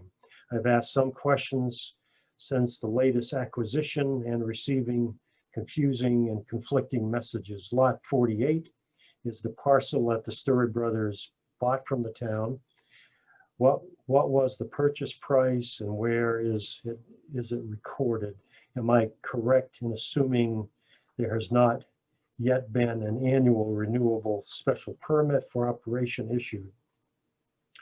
In January of 2019, residents living near the pit expressed concerns as to who might be purchasing Lot 48.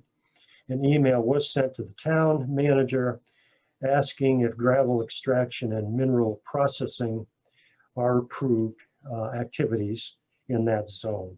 If this pit was used for only extraction, what would a new owner have to do, if anything, to get mineral processing approved? An email was sent back with industrial zone standards for review. The email stated that gravel extraction can only occur by contract zone. So very long shot for extraction to occur. I'm looking at the minutes from a Board of Adjustments and Appeals, which I attended for Thursday, December 9th, 2010, when the town sought a special permit for gravel extraction for Lot 48. Apparently the town had missed the 2009 application for renewal. The town council had previously enacted a moratorium on new permit being issued. The town of Cumberland argued at the December 9, 2010 meeting that this was not a new permit, but rather a renewal of an existing permit. However, the town did not have a permit, having missed the 2009 application. Therefore, Lot 48 was not then and should not currently be working gravel pit. The residents in West Cumberland have put up with this too long. The decision was made over 10 years ago to place a moratorium. Why are we still even having this discussion? I'm asking the Cumberland Planning Board not to issue a special permit. And the last one I have is from Janine Gorham. And I saw Janine's name up earlier at our workshop. I don't see it now as an attendee.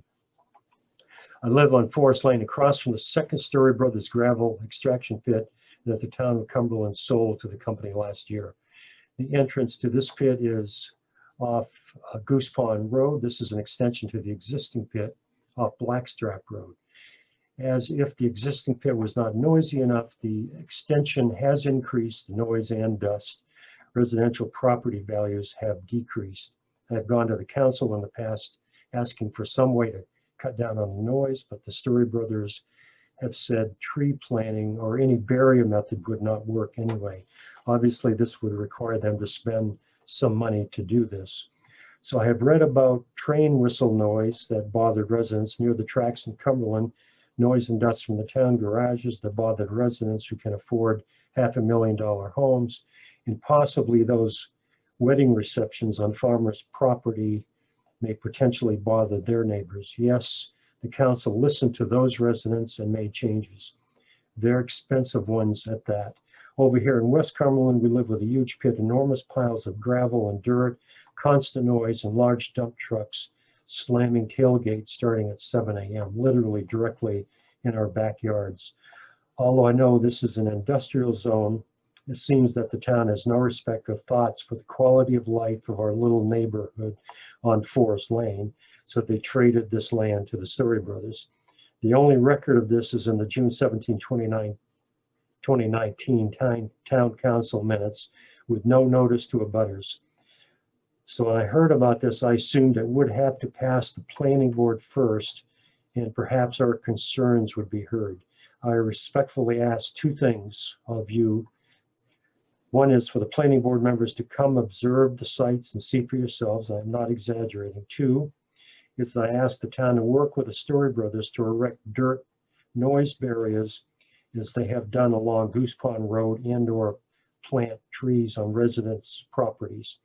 Thank you for your consideration in this, and I appreciate the opportunity to communicate with you via email.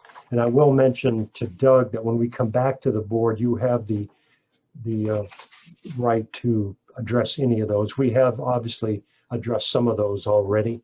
So now, finally, I appreciate the patience of 7. So if you would unmute, we are all ears.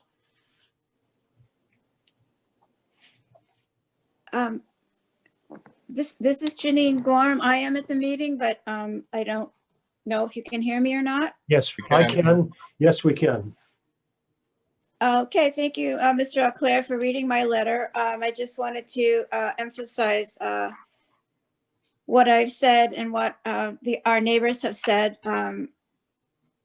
You know, we've lived here 38 years. I'm president of the Forest Lake Association. We work very hard to keep this little lake clean. And, you know, having this gravel pit across the street, part of it is in the aquifer. There is a very small part of it, I believe, that is still in the Forest Lake zone. So that's a concern of mine. Also contaminating the water, you know, the water shed underneath of it. And just, like Carol said, we have been, you know, complaining about this, not wanting to be bad neighbors, but just, it's like, it doesn't matter over here because it's an industrial zone. It's always been industrial. There's always been gravel pits there, but not like this. The gravel pits, when it was owned by the Shaw Brothers, when we moved here 38 years ago, it was just at the very end that abuts Blackstrap Road. And now it goes all the way back. As Mr. Reynolds said, another 5 acres is all extracted now. And it's not just a little bit like it was when the town owned it, it's a lot. And so that is extended farther back behind homeowners on that side of the road. So, you know, I'm not thinking that this would ever be changed. I know that it's never going to be changed from an industrial zone. I understand that. I'm just asking that there'd be a little bit more attention put to the noise, the dust, maybe limiting the hours. I know that's probably a far cry to ask that, but maybe limiting the noise. I mean, the biggest noise is the trucks backing up and that slamming the tailgates, which still is happening on a regular basis. They slam the tailgate so loud that it actually shakes my windows, and I live across the street. Now, the thing about the barriers and the noise barriers, the property owners on that side of this, the pit directly, their property goes down, I forget how many feet. So it goes down halfway into the pit. So the Storey brothers had said, it won't do any good if we plant trees or if we put a sound barrier there, because it won't do any good because it's down too far. But, you know, I don't see any reasoning for that. So I would like just some consideration and, you know, maybe some tree planting, some kind of sound abatement is basically what I'm asking for. And thank you again for letting me speak, and appreciate your work on the planning board. Janine, thank you. You're welcome. We're just waiting a short while here to see if is there any other, I see other attendees. If you would like to speak, if you would click the raise your hand button. So for a second, I thought Gerald. So I see Munzie and Gerald Croce.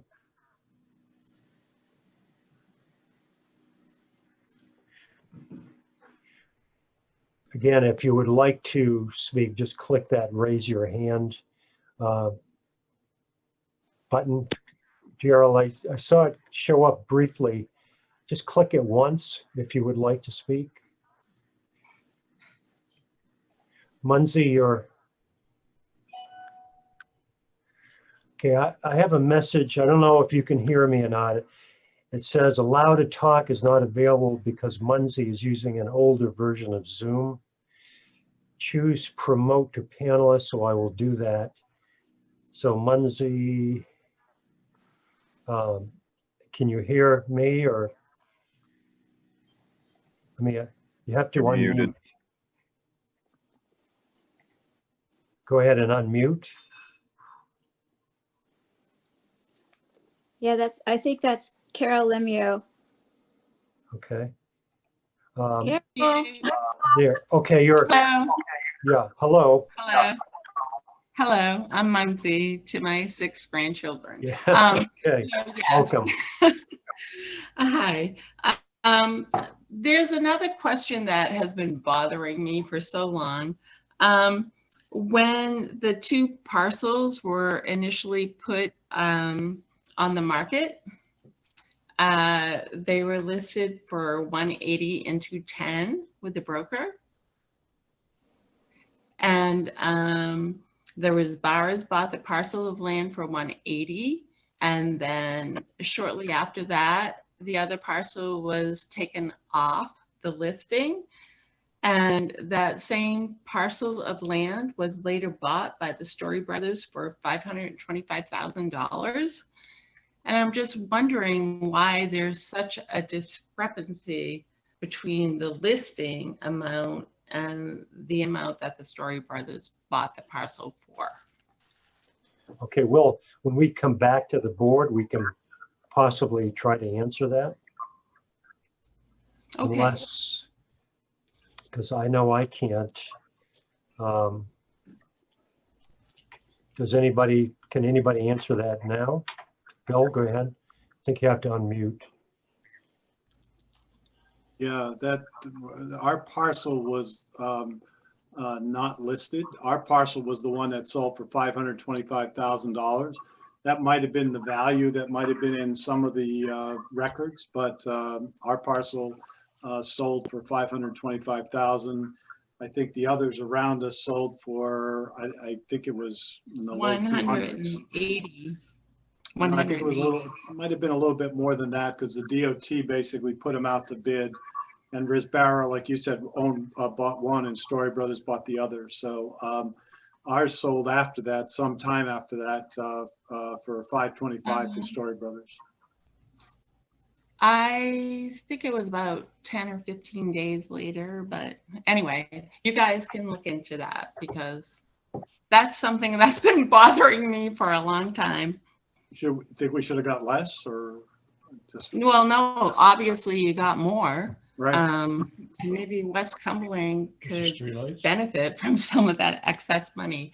But anyway, that's just something that I wondered about. Okay, any other questions or comments? May I speak again? Yes, go ahead. Well, the other thing that kind of, This is Janine, I think, right? yes, this is Janine. And Yes. again, I appreciate the ability to speak, even though in these crazy times, I can see you, but you can't see me, which is probably, anyways. Janine. Just, I couldn't find any record of, in the town council meetings. I found one, and I'm sorry, I can't remember the date, but it might have been in 2017. There was one little blurb in the council meeting about the town selling the pit. And I think it was Mr. Shane, you, Bill, that mentioned, yes, this is there's still good property there, and there's still quite a bit of good soil that can be extracted. And then that was it. There was no other discussion about it. There was really no notice to abutters,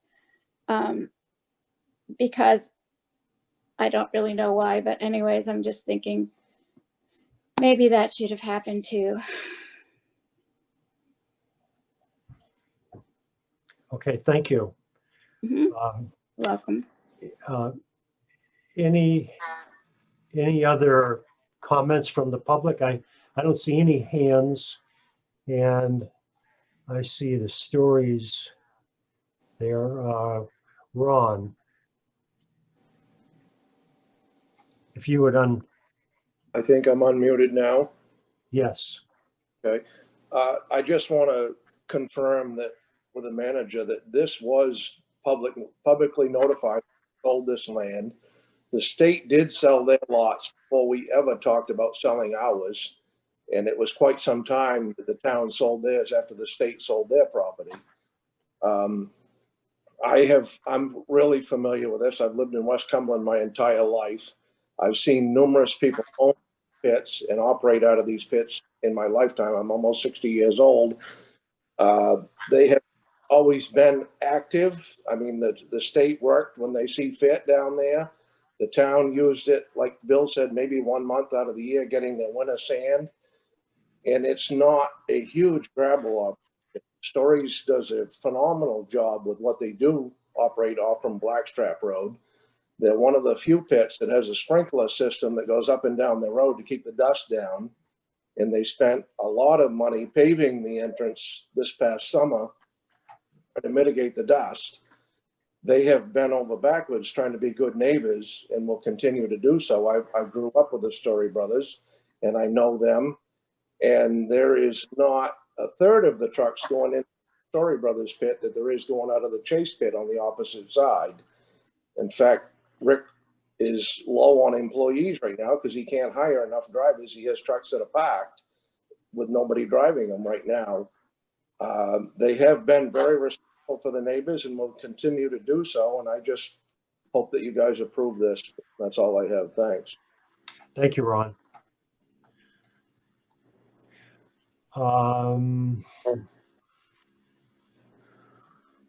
Mumsy, do you have another, your hand is still up. Do you have another comment before we come back to the board? Okay, seeing none.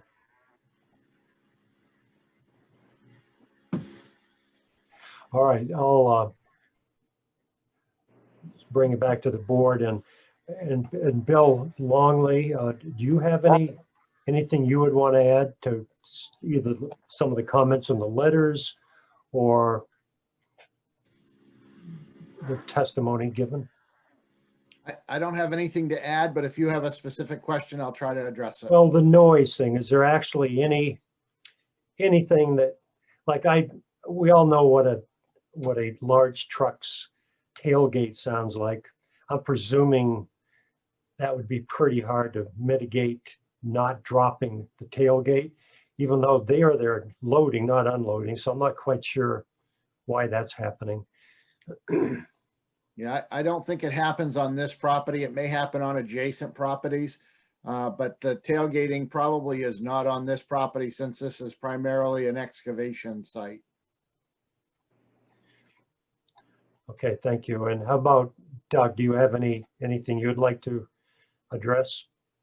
One item was in one of the letters, Mr. Wolf's letter. It did mention that buffering of adjacent uses, and one of the buffer may be provided by changes in grade. And if I can share my screen one more time. Yeah, go ahead. Get you guys off of that. The difference in grade between this house and the bottom of the pit is over 50 feet. So again, any buffering that you do in this area between the red line and these buffers, there's really not going to be anything that's going to be effective because of the grade change. But the grade change is listed as a buffer. Okay. Thank you. All right, so I'll open it to the board members for comment or progress. Jason. I think the board members have asked very pointed questions, trying to make sure we're doing everything by the rules. I think this is sort of one of those things that's a necessary evil, but I also think that it's reasonable within a certain amount of cost to try to accommodate a butter's concerns. So I guess I would ask if the abutters are still here, very specifically what they are looking for. If it seems that maybe the only option available would be trees up on the flat area, which is on their property, and then potentially limiting devices on tailgate. But I don't even know if that's feasible and whether those sounds are coming from this lot. So I guess I would ask back to the abutters very specifically what they are asking for and what seems realistic to make things better for them, because I don't believe we have any ability to prevent this permit from going forward. It seems they've met all the standards and we are only a judicial body. Paul, before you go there, can I just ask for more of a clarifying question? Yeah, And go ahead. it'll require me to kind of share my screen with you. And this is the property, I think, Doug, we're talking about. This is the former town pit here. And these are the property lines that I think we're referring to. So I'm curious, this is the bottom of the pit. So that's where the greatest elevation is. And this is toward Goose Pond Road, is where the buffer is from the road to protect, obviously, Goose Pond Road and for a lot of other reasons. So when we talk about the buffering, are we talking about buffering on this portion, or are we talking about somewhere else that you were thinking, Jason? It's my assumption that we're talking about the people that live on Forest Lane and their backyards that back up to that other line, which obviously has challenges, but I'd like to hear from them specifically what they are asking for or what they think is realistic. Sure. Okay. Thank you. So, so Janine, can you hear me still? Yes, I can. Can you hear me? Do you have any specifics that relate to Jason's comments? I know, Miss Sawchuk, you said you did drive around the pit, but perhaps you didn't. I don't know if you came down Forest Lane or not, because you really can't see from Goose Pond. You can't see at all what they're doing, but they are doing a lot of digging and they are doing a lot of tailgate slamming in that new area, because I hear it.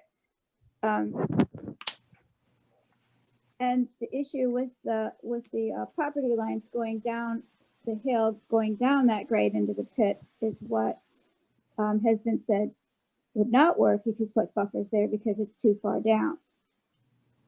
So maybe some tree planting, which would have to be with permission of the property owners and the butters, pines, heavy pines, like that, and something to block the view. It isn't bad in the summer, but if you drive down Forest Lane and stop and look, you can see there are huge piles, which again is what a gravel pit is. And I have no issue with the Storey brothers. I agree with what Mr. Kopp said. They are a good company. They have tried to be good neighbors. They do dust the driveway in and out. They did put the big building in quite a few years ago to store their all their oil and their fuel oil, to oil all their fuel their vehicles with. So I think you're getting a little far away from the mic, at least. Sorry, I think my hand's over it. Yeah, that's Anyways, better. I don't have an issue with the Storey brothers. I do think they're a good company, and it's just, it seems like maybe some money could be put over here on this property to cut down on the noise. As I said in my letters, a lot of things have been done in the town of Cumberland for other neighborhoods who have been bothered by noises. So that's basically what my wish would be. And maybe for the planning board in the spring to come out when the weather's nicer, have a look. I know some of the property owners would let you on their property to look and see if something could be done and a plan could be formulated. Again, thank you. Janine, Right, thank you. Janine, what do you think is a realistic thing that would help the issue? Because trees down a slope, I don't think are effective. Are there areas behind these houses that become flat? Yes. And you're proposing trees right behind the houses? Is that what you're Yes. looking for? Yes, the properties are, they're flat over until the edge, and then it just goes zoom right down into the pit. So there is, I'm not sure what size, I think they're half-acre lots. I'm not sure how big those lots are over there, but yeah, there's flat areas behind the houses. Mhm. And how many lots do you think that would affect? I don't know how many's over there, probably 10. There's not that many, 10, maybe 12. How many houses over there? So there isn't a lot of houses there. And some of the property owners may say, I don't care. I don't know. I don't know how what their wishes would be, but Okay, thank you. thank you. Okay. I see no other hands. So again, back to the board. Any other questions? Ann, yes, Ann, you've got on mute. Wait a minute. I got it. Okay, yeah. Okay. That's in case my dogs go nuts here. Okay. I do that. Yeah. You know, looking at the back, I drove around the gravel pits, actually, is what I did. I drove around. And looking at the back of those properties on Forest Lane, I mean, do we have any concern that that's dangerous? Maybe, you know, some barriers should be erected for safety purposes, as well as maybe some trees for sound and so on. Well, my guess is that's not it within our purview, but if somebody else knows more about this, they certainly could comment.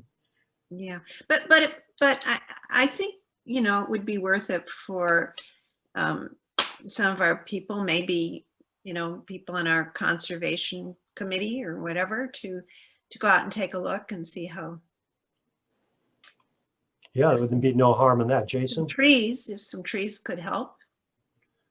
Doug, I can assume that you've had discussions along these lines with your clients. Can you comment on any desire to try to help these situations? Obviously, it has costs attached to it. Again, you know, just to, you know, share my screen again real quick. Yeah, go ahead. Yep. You know, again, the property in question is, again, approximately in red. There's another property in between, which again is owned by Storey, and then really the only thing we're abutting are these two houses at the most, maybe this third one, but there's a pretty significant existing vegetated buffer for this property. Again, it's only a couple of houses.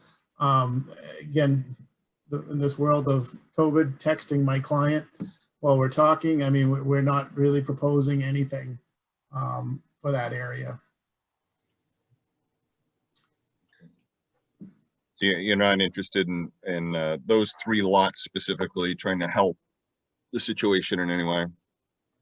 Again, it's you know, it seems like it really wouldn't be a significant value to them, because again, there are significant standard trees that are already there. You know, we'd be trying to plant amongst, and I stopped my share, but we'd be planting amongst what's already existing vegetation. No. Yeah, I didn't think there was really a lot of significant vegetation there. You know, maybe well, it's winter. It's tough in the There could be winter. trees there that don't have any leaves right now. Any other comments, questions? May I clarify something about that, about the trees? Yes, go ahead, Janine. Also, I was also referring to the first Storey pit that the Shaw brothers used to own, which is the one that comes out onto Blackstrap Road. That is the first pit, and then this pit we're referring to this evening is the extension of that pit. So the homes from the middle of Forest Lane out to Forest Lake Road also are much more exposed to the gravel pit than this particular one we're talking about tonight. Does that make sense? Okay. Yeah. Okay, thank you. Yeah.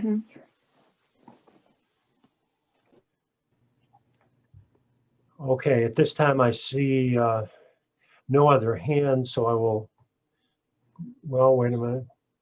Ron, do you have any other comments? Just one, that in the town of Cumberland, that we do not have a noise ordinance. I mean, I live on Mill Road, which is on the Route 100 end of Mill Road. I'm sitting in my living room right now, and if I were to open the window to my right, we can hear the noise from the main turnpike going up and down Morrison Hill. I mean, I'm literally a half a mile from the main turnpike, but yet if I open my window, you folks could hear it, especially when they turn the big brakes on and stuff like that. So, I mean, I don't think tree planting would do one iota of good, because the sound from here travels. I can hear them shooting down to the Falmouth Rod and Gun Club on the weekends. I mean, I can hear the gunshots like they're in my backyard. I think you guys are wrestling with something that you can't win. And I realize that if there was something that would work, that Story Brothers would try to do it. But I don't think that the tree plantings would do one iota of good. That's all I have. Thanks. Okay, thank you, Ron. Yeah, you know, interestingly, I'm on Greeley Extension in the woods, and from our back deck, we can hear the main turnpike. We're quite a ways off. So at this time, I will close the public hearing and again, open it to the board members for questions. We can still have Doug involved if we want. Otherwise, what are we going to do? It seems to me that, that based on the ordinance, we need to approve this, but there are counter opinions.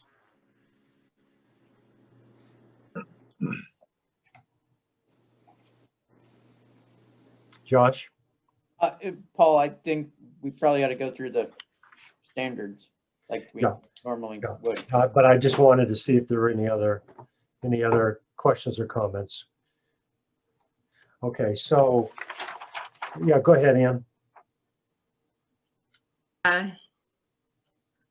I agree with you. I think that based on what we've seen and the information that's been given to us on the procedural questions, that we will have to approve it.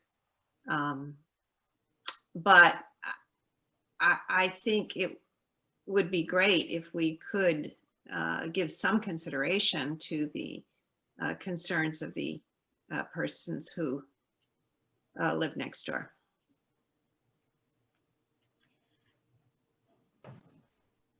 Okay, thank you. And yeah, and as far as how to do that goes, perhaps that isn't, I don't know that it's anything that we can order.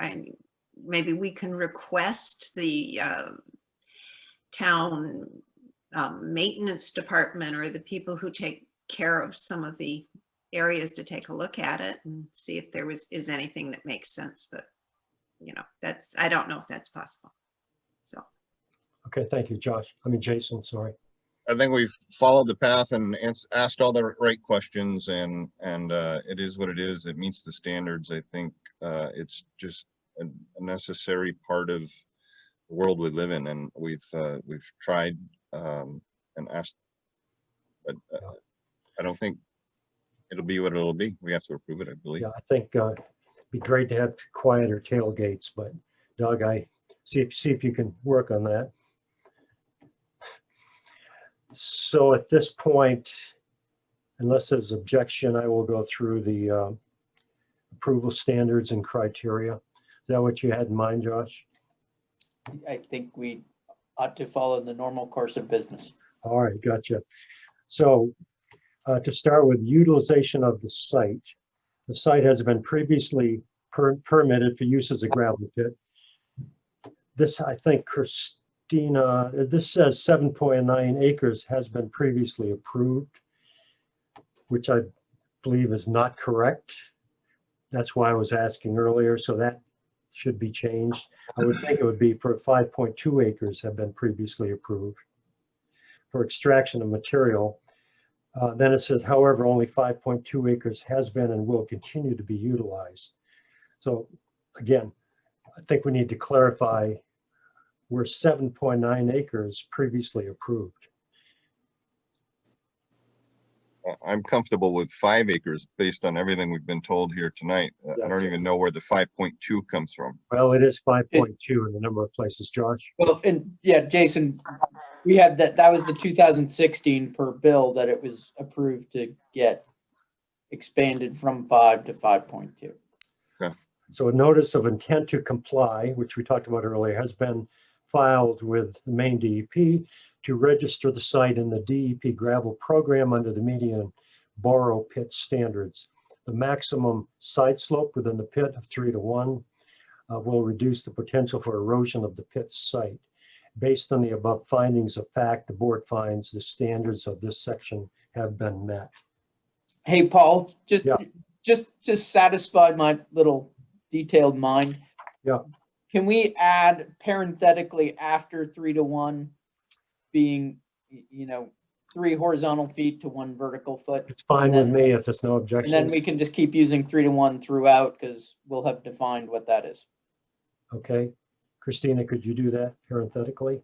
Thank you. Traffic circulation and parking.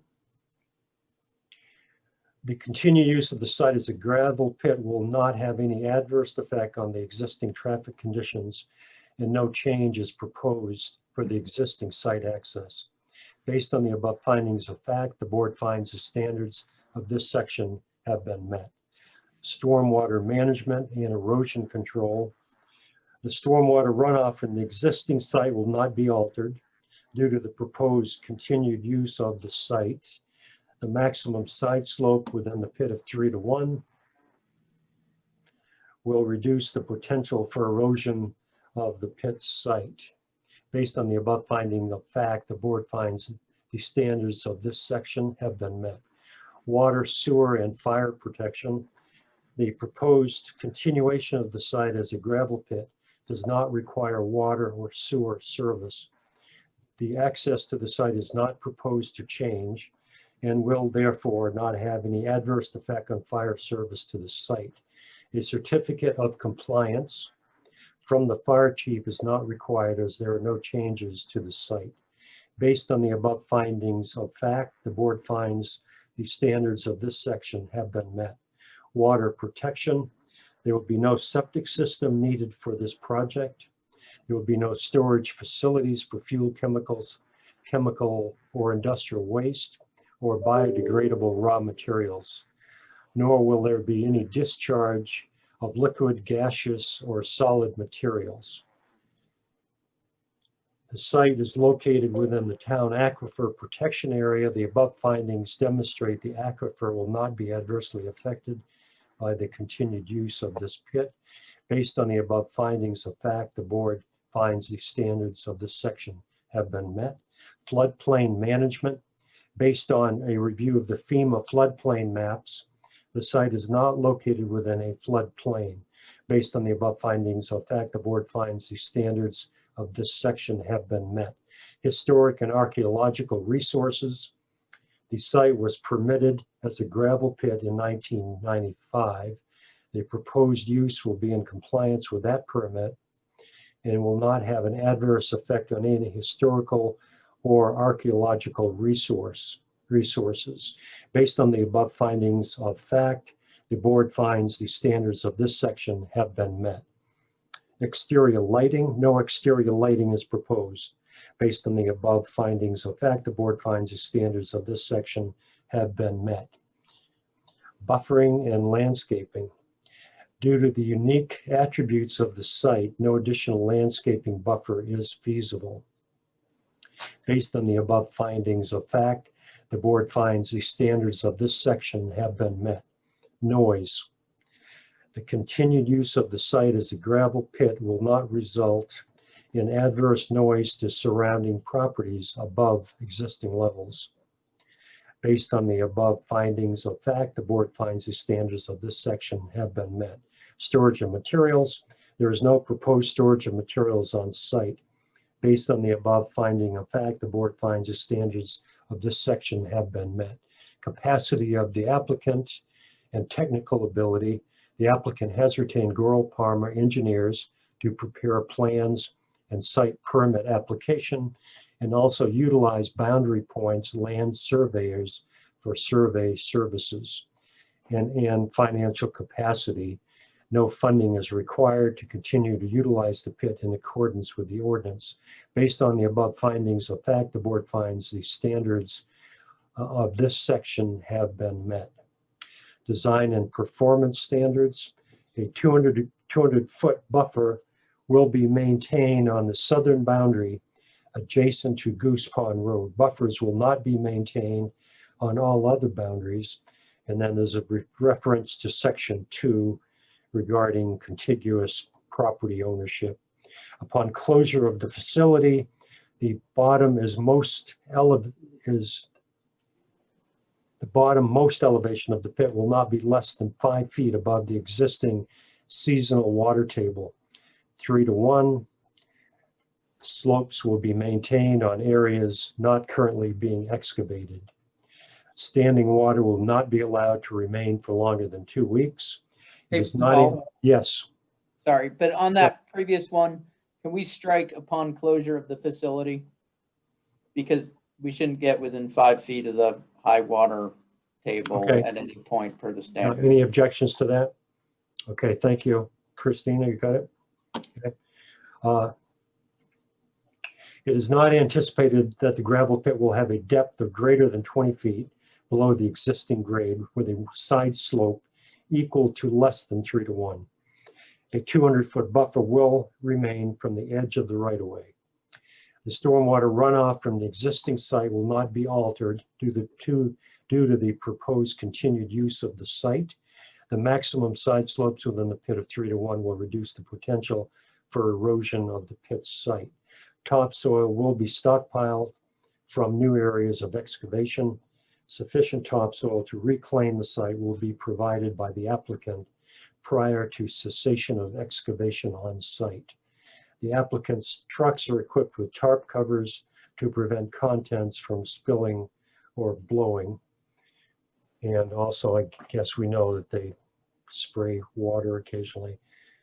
So there were no requested waivers, which should have mentioned earlier.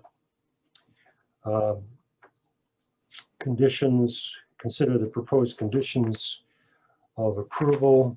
Josh, I make a motion that we adopt the findings of fact as amended. I second it. okay, all those in favor, Jason? Yes. Yes. Ann? Yes. Bill Kenny? Yes. Lorraine? Yes. Josh? Yes. Okay, it was unanimous. Christina?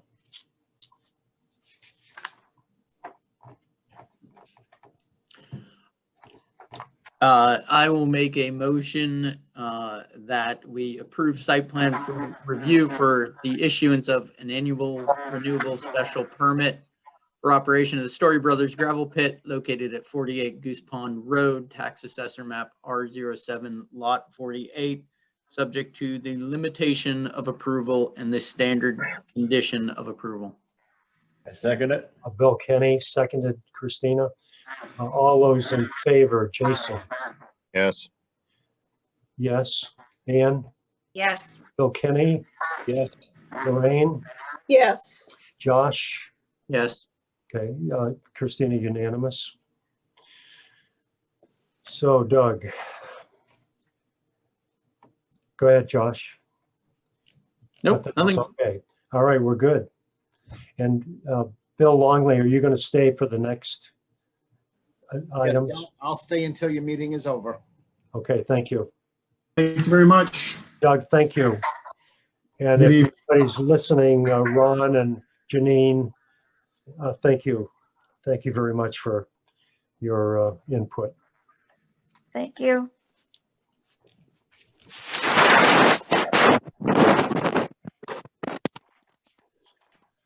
So let me go back. Okay. The next agenda item as a public hearing, recommendation to the town council on proposed amendments to chapter 315, parentheses zoning, section 2, purpose, and section 4, word usage and definitions, hyphen agriculture. Paul, do we want to go back to the minor staff review? Minor Yes, staff Carla, site plan? Carla, are you there? I am. Would you like to do that next, the minor staff review? Thank you, Jason. I brought that up earlier and I think you were on a phone call. Yes, the minor staff review is a good example of what we're trying to accomplish here in modifying our site plan ordinance to allow for agriculture-related uses, to get a quick, careful but quick review and approval so that we can continue to comply with our comprehensive plan, which states that agricultural uses are to be supported and encouraged to maintain our agricultural history and rural roots. So the changes that we're proposing accomplish that. I couldn't apply them exactly to this staff review, but I did take into consideration the principles applied to it. So that project's been approved. It's someone who has a wants to have a farm stand in her home to sell her vegetables and such, and that was approved. All right, thank you very much. Okay, now back to the chapter 315 zoning and section 2 and section 4. Is Carla, are you or Bill going to represent this, or? Bill Shane might want to speak to it because it's something that's coming to you from the council. The purpose of these changes, as I've just said, is to really make it an easier, simplified process for people who are doing agriculture-related businesses to get the necessary town approvals. Okay. Bill, any comments that? I think Carlos surmised it very well. I think the first section is really about definitions and how we've tried to simplify those definitions so that they would be inclusive when we got to the permitting and site plan review. Okay, so I'm trying to get to that section on here. I can share it on our screen if that helps. Yeah, and I wondered, this is pretty quite lengthy. I'm a little hesitant to read it all. Carla, do you feel this is adequate to be broadcasting it to those who might be interested, even though I don't see anyone else? I don't see any public. In the public, they also have the notice and they have the links to this as well. If you click on the link like I'm doing here, this is right off the website. Right. So this has been available to the public as well. Okay. And I have not received any comments or calls or questions regarding it. It's kind of a feel-good change, so I don't know why anyone would oppose it. Yeah. Jason, go ahead. Okay, well, I'll be that guy. I'm reading through this and, the punchline to me seems like we've rearranged things, but the only thing that I see substantially different is this would allow for marijuana to be grown in the town. That's the only real difference that I can see. So correct me if I'm wrong. It seems like we rearranged things and reworded things and put some headings in, but and that makes me uncomfortable. You comment about that? Yeah, if that's where you're going with this, this is not anywhere near the intention of the ordinance. And if you see that as a loophole, let's talk about it, because our ordinance prohibit basically anything but medicinal marijuana, and the sales we pretty well tightened down on into very specific zoning districts. Recreational is not allowed, and Bill Longley is still on the call. he might be able to kind of interject a little bit about, the plant itself, if that's allowed to be grown. And does this give it a loophole, Bill? I guess that's my direct question, because that was never the intent. Yeah, to the best of my knowledge, the new state recreational laws require the town to adopt ordinances for the cultivation or for the sale or for the manufacturing or for the testing. So you have to adopt those areas and you have to have ordinances for those to allow it. Now, that does not restrict the homeowner from growing their own under the allowances of state law. And this is primarily for agricultural uses that are done as businesses, not as hobbies or as homeowners growing their own stuff. So, hey, Bill and Jason and company, this is Lorraine. I think what jumped out at me was there was some strong imperative language that said this shall not include registered dispensaries, et cetera, et cetera. And that language has been removed. So it's right under agriculture, that first paragraph. And I was wondering, where does that strong imperative language move to? Or is it captured somewhere else that is not part of what we're looking at here? Does that make sense? Yes, this is Carla.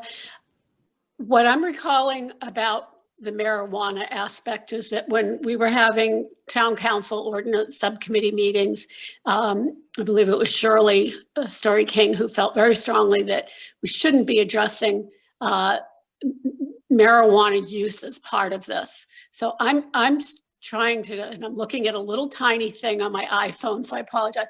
I'm trying to see, Jason, where it is that you're seeing that. Well, I think it doesn't say it anymore. Yeah. It's So- not explicitly. It used to We're not be explicitly saying it can't be done. Right. Going back a little bit, this may just be me and the way I read things, but I mean, we've added to protect and preserve land most suitable for agricultural uses. Right after the sentence that says to encourage the most appropriate use of land throughout the town. I struggle with adding to protect and preserve land most suitable for agricultural uses. What do we do if we get a subdivision plan, if we get a request for a subdivision and land that can be used for farming? Are we now denying it because we're not following this to protect and preserve land most suitable for agricultural uses? So I think you're referring to the language that's in the purpose statement. Yeah, correct. Okay, so the purpose statement is not an ordinance. It's not anything that we have to, that we apply to a project. It's more of a sort of, this is why we're zoning things this way. Okay. Okay. I would say down on 5, we talk about the farm. I think we need to open that up to be a little more general, to be farms or something like that. And then we talk about the marketing and selling of agricultural products. This is number 5 still. But we have farm-based retail before. Are we being redundant in terms of, commercial uses?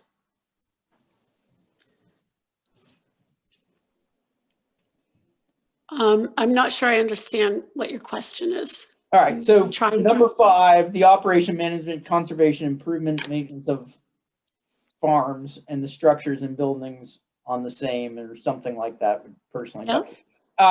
And when performed on the farm, the marketing and selling of agricultural products. But number 6 is farm-based retail, which to me would be the exact same. I think 5 is getting a little redundant by talking about the same thing that we have up above. I mean, I think Josh, we could also farm-based retail is a very specific definition in our ordinance. We have an entire section, I think. So I'm just a little bit, no, I'm sorry. Farm-based specialty events is what's the special ordinance. You're right. My bad. there is a definition of farm-based retail down below. Mm-hmm. But I mean, and I guess it doesn't say the marketing, but it says the selling of agricultural produce or products. Now I follow you. I don't have a problem with that, but I'll tell you, the way I read this, the way I interpreted it was that it did cover growing marijuana. And then I came down here and I see that you can't sell it. You know, we do say it shall not include retail marijuana establishments, but I really did interpret it to cover because it's a crop.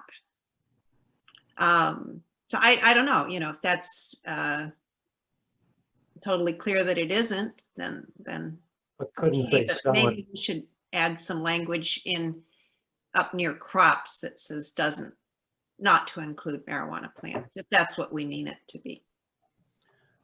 Well, can we prohibit the growing of marijuana that could be sold elsewhere?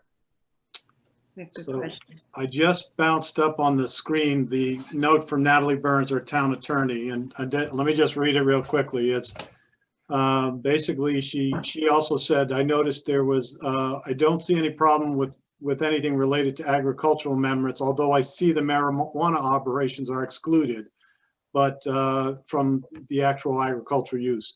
This is probably fine as you otherwise regulate marijuana caregivers and have not opted into any of the opt-in users. That's, I think, kind of what Bill Longley was going, that we haven't really adopted the other ordinances to allow us to continue on that. And Bill, are you on the same page with this, or do you have some other interpretation?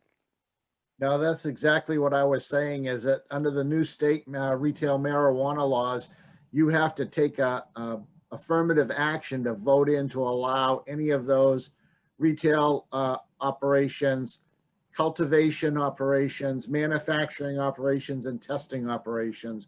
And if you don't opt in for any of those by ordinance, they are prohibited in the town. But could we add, like, maybe under that agriculture #1, maybe at the end, we could just put in parentheses, not to include marijuana plants? So My only concern with that is, okay, well, what about poppy plants and what about coca plants and I mean, if it's prohibited by if it's prohibited as long as we don't specifically approve it, then it's prohibited. I mean, now you're talking about legality and going, you know, in the. Well, we should answer that when poppies become close to being legal, I guess. I think if it's illegal, it's illegal. I don't think we need to talk about everything that's illegal in the zoning ordinance. Well, I agree. yeah. Well, on the other hand, I mean, if you read it, if somebody is thinking, hey, can I put a bunch of marijuana plants into my garden this summer? And maybe you can if it's for private uses. I don't know, actually. But I mean, looking at this, I would say, well, you know, agriculture, that's agriculture. But Well, that's a I think private you- use. That's not a business. Right. And private use are allowed how many plants, Bill? Isn't it 5 plants? or Okay, something like but even as a business, I mean, if a person who's starting a business is going to look at this, they're not going to see it here.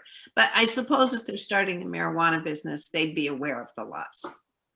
So I would Paul, hope. I'm curious as to, I really don't know the reason why that was taken out, and maybe Carla or Bill can answer it. And if there is really no answer, is there any harm in uncrossing out this shall not include registered dispensary? I mean, that we went through our whole ordinance and put in its place in a very painful effort. So I don't know, Bill, if you can answer that, or Carla, why we took it out, because I'm at a loss to give any explanation. And even Natalie questioned why we took it out, but she felt we was covered in other places, and that's maybe why. But is it kind of a no harm, no foul thing if we left it in? Yeah, and Bill, that was kind of my question. It was striking to me that it was in there and it was taken out in its entirety, and I didn't see it duplicated somewhere else. You know, it was like someone just like redlined the whole paragraph, including that statement. And but then, used the numbering below to kind of amplify what had been there before. So Yeah, it just, I didn't see it replaced with anything in the list below. right. I agree. Well, what I would say though is what raised the concern is that the cultivation of marijuana, the growing of marijuana is not disallowed. But that language that is struck did not disallow the cultivation of marijuana. The language that was struck was retail, which and I'm fine with putting it back, but the retail is under farm-based retail shall not include. But I guess my point is we didn't have language in there before that prohibited the growing of marijuana either, which is where we sort of started this. We're not prohibiting the growing of marijuana. Right.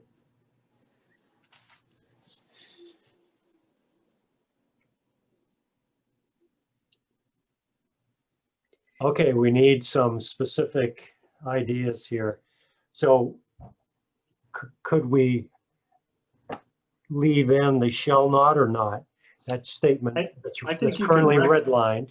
I think I'd recommend that if you're comfortable leaving that in, and if there's no real legal reason that it shouldn't stay in, then, we can make that as a recommendation of the council that, upon conferring with the town attorney, there was really no reason the language was taken out in the first place. So, the planning board recommends that maybe it should be just left in so there's no confusion with maybe perhaps other ordinances. I don't.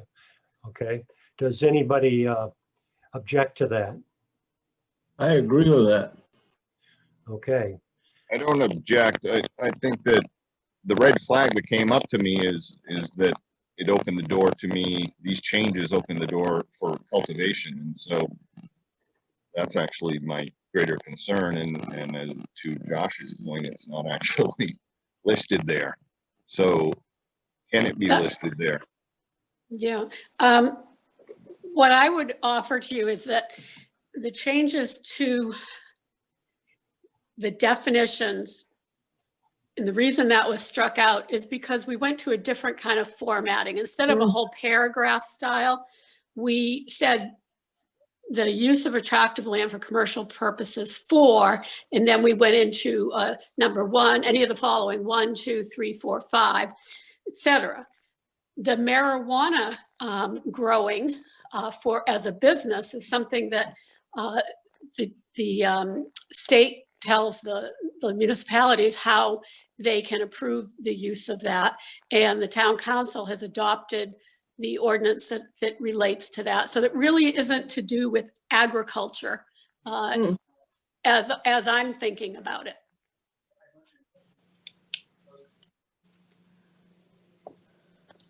It doesn't bother me if you want to put some specific language in there. That I thought there was something that said this does not allow for the use of, scroll through here. Yeah, I think it's at the end, Carla, and it really, that paragraph up there kind of now becomes part of the farm-based retail, which I think it was always there. It says this shall not include retail marijuana establishments, which kind of encompasses all of what was stated above. So it sounds like you're creating a list of what we believe to be agricultural for commercial purposes, right? Right. And then below, when we talk specifically about farm-based retail, that's where we explicitly call out, hey, when we think of farm-based retail in Cumberland, it's the selling of agricultural produce or products, blah, blah, blah. This shall not include retail marijuana establishments.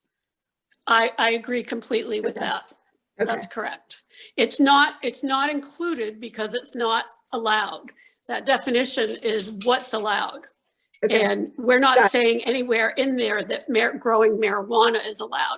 But then to underscore it down below in that section, we say this shall not include. And that's old language. So we've kept it in there. It's just a formatting thing, I believe, with the beginning part that was struck out.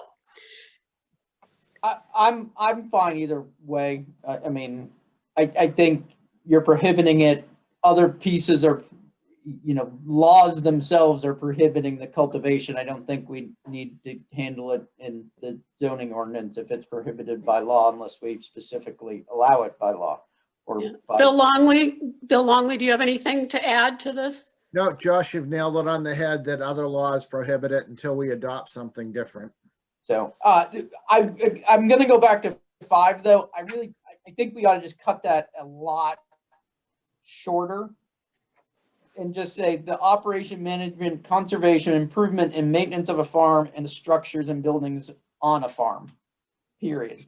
I mean, the very next thing is including building and structure repair. How is that not improvement and maintenance of a farm and the structures and buildings? Well, if you want to pull agritourism down below, it just, I think then it kind of opens up the door, like we're kind of over defining what is a part of operation and management, and I'm not sure we want to do that. I think it's A, redundant, and B, over defining or overly specific. Carla, you started saying?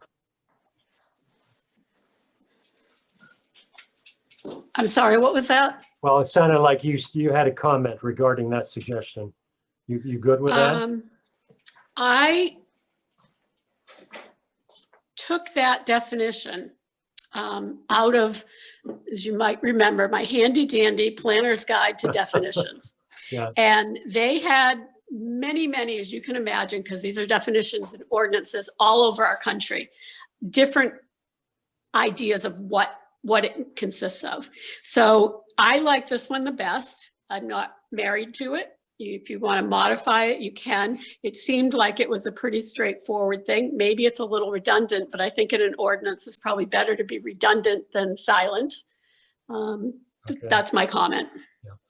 Well, I'd be happy with either also. And I think you know my attitude about wordsmithing is if there's more than one person, it's going to be hard to agree to the exact language. So I'm looking for other board members for, I think the above sentence, that the red line sentence we could leave in, as it sounded like we had some consensus. So now on 5, are there any other comments before we move on? Well, I don't think you can leave that sentence in where it is, because it doesn't. Which sentence? This shall not include, because you're in the middle of a sentence now. I mean, I think maybe you need to put it underneath 10 and say nothing in the above allowed uses shall allow for, you know, but you. But Josh, that's existing language in the definition of farm-based retail. I'm not saying you need to add it back, but what I'm saying is if people want to add back, this shall not include registered dispensaries, you can't just add it back where it is. No, it has to be edited, obviously, that, but yours, so you don't like it in that paragraph as a beginning statement. It doesn't fit. Well, you'd have to The use remove or the tract use of attractive land for commercial purposes. No, you'd have to following. edit. You'd have to edit that part, but you could just start off with the red line. I don't mind it being below either. But it sounds like Bill and others felt that it's a reasonable statement. So it's just a matter of where to put it. The interesting part, when this is in the ordinance, you don't see any of that part. So, you know, we see it because it's existing language and that's how we edit. We basically redline and show what the language there is and what we're taking out. And this will be gone and maybe the confusion might subside with it because it's followed up in different parts of our ordinance. But it's kind of up to you guys. It's really at this point a recommendation. So yeah, it is a recommendation to council as a reminder. So hey, Paul, since I brought it up about that imperative link, I'm okay with it being struck as it is. It makes sense now that what follows is a list of what we define as appropriate commercial purposes for tracts of land. And then the definition below of farm-based retail explicitly calls out, for a little further down, explicitly calls out that farm-based retail shall not include retail marijuana establishments, which kind of Okay. encompasses everything that's above, Okay, thank even you. though that was already existing language. So I'm good. All right, thank you. Other Uh-huh. comments, other members? Paul, if this is definitions that are other ordinances refer to, then what's the harm in excluding marijuana from being considered typical agriculture? So that down the road, when things change and we can't see the future, that it's just not grouped in as regular agriculture. And so I would propose at the end of line 1 that we explicitly exclude marijuana and potentially hemp, or define non-THC crops potentially. I think that makes the most sense to add it to the end of number 1. Okay, I like that too. all right. Sounds like we are making progress. So everybody okay with that? That's I'm fine. okay. Hey, Carla, are bed and breakfast uses, are they defined elsewhere? Yes. Thank you. Okay, so Christina, are you good with what, do you need further clarification? Or are you good with what you heard? Oh, did we lose Christina? No, I was trying to unmute the picture of my microphone on my, never mind, I got it. So are you adding, what are we adding at the end of 1? What is the exact language you want to see at the end of number 1? That red Not to line include statement. marijuana? Including marijuana and I guess hemp at this point. So it would say not to include marijuana or hemp. So I'll Correct. just add that at the end of 1. And that prevents those two crops from, by default, being grouped into anything else that references agriculture.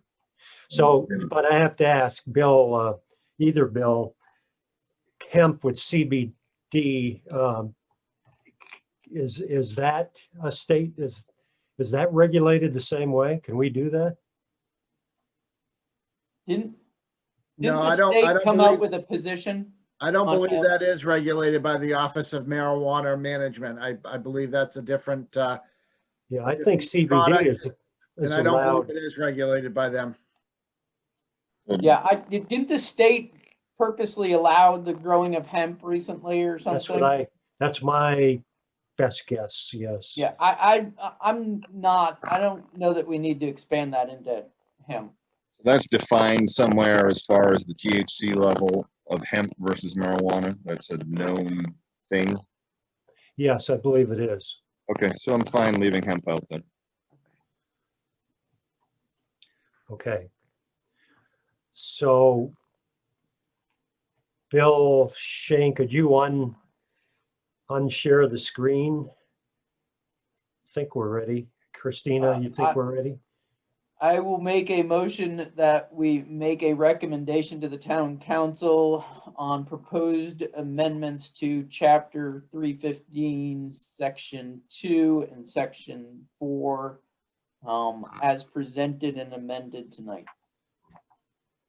Is there a second? Jason seconded. All those in favor? Jason? Yes. Yes. Ann? Yes. Bill Kenny? Yes. Lorraine? Yes. Okay, and Josh, I almost missed Yes. you at the bottom. Okay, thank you. So unanimous, Christina.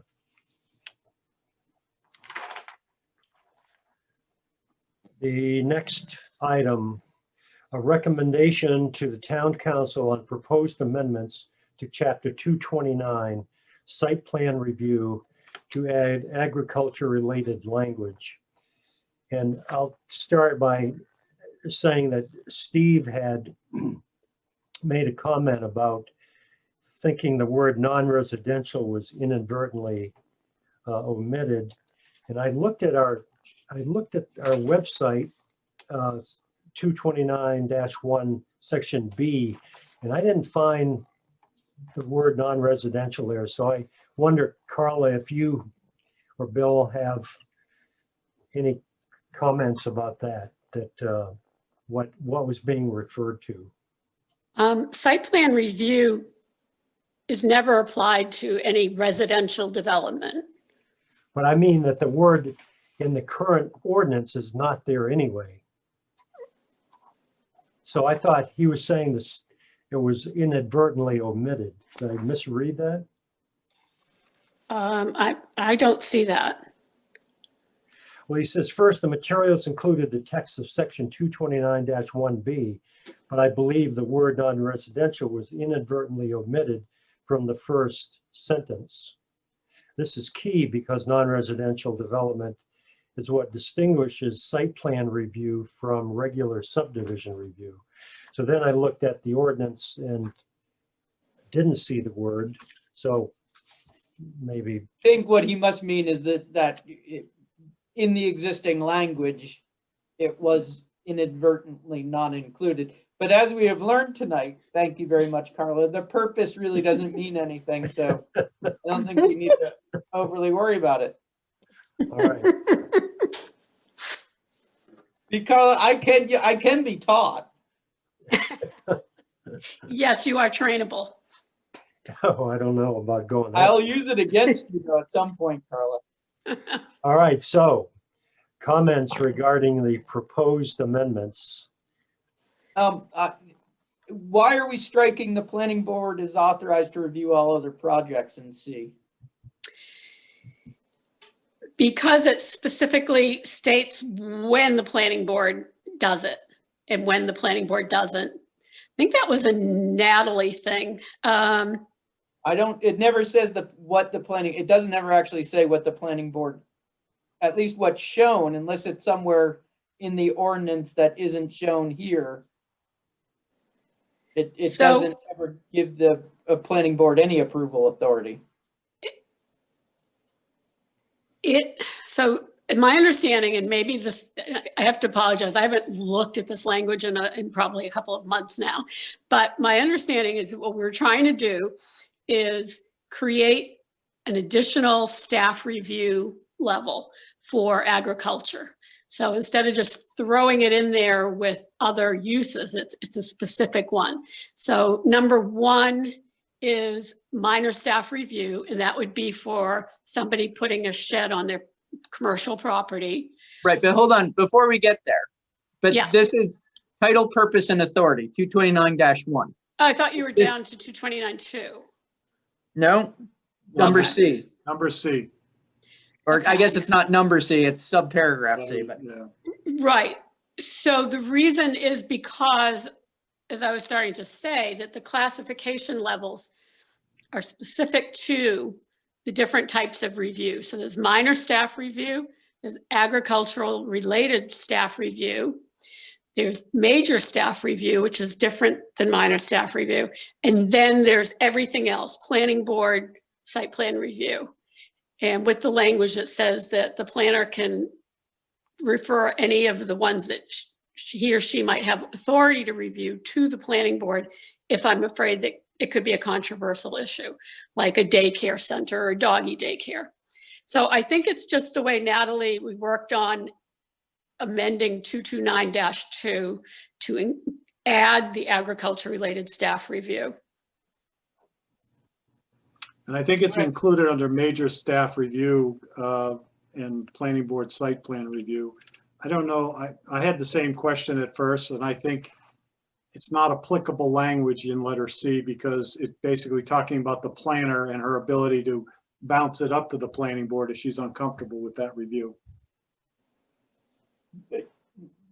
That's fine. I could quibble, but I won't, amazingly enough. Okay. And Carla, in now going on to section 2, classification levels, in the actual ordinance, there's a table that talks to, type of activity and then when it would fall under minor staff. Is that the case for agricultural? Yes. So what are all those, how does agriculture related staff review differ from minor or major staff review? Because if I'm a farmer and I want to put up a small barn, very small barn, that's staff review. If I'm a farmer and I want to put up giant greenhouses, it's an agricultural use, but it's more square footage. So that section that you just referred to would address that. Okay, but I have no idea. You're asking me to make a recommendation to the council when I really don't know what the full recommendation is, because we don't see the table and the language that's going to define what falls under agriculture related staff review.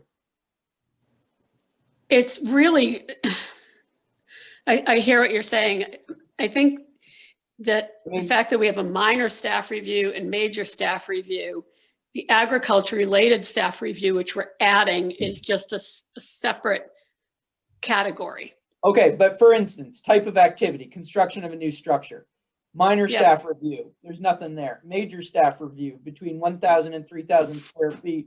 Planning board Yep. site review, over 3,000 square feet. So if a farmer comes in with a greenhouse and they want 5,000 square feet of greenhouse, is that agricultural staff review?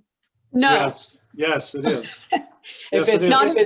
if it's 50,000 of greenhouse, is it agricultural staff review? I have no idea what limitations there are to this. And There are no limitations. so if all- it's an all agriculture use, if it's an agriculture use, it's always minor review. And it always will be staff review. And that's what the council is basically pushing. Okay, but that could be a big old barn. It could be an industrial, by the definition we just approved, that could be a manufacturing facility to package and sell, to process and package farm goods. And that's going to be staff review. The planner always has the ability to basically say that this is circumventing the ordinance and has to go through staff to major. Okay, I'm still not gonna, if you're asking me to make a recommendation to town council, I'm not gonna recommend just a carte blanche that it's staff review. No matter how big a development it is. Yeah, I think when you asked the question, at the same time that I was saying one thing, Bill Shane was saying the opposite. I think he said no and I said yes.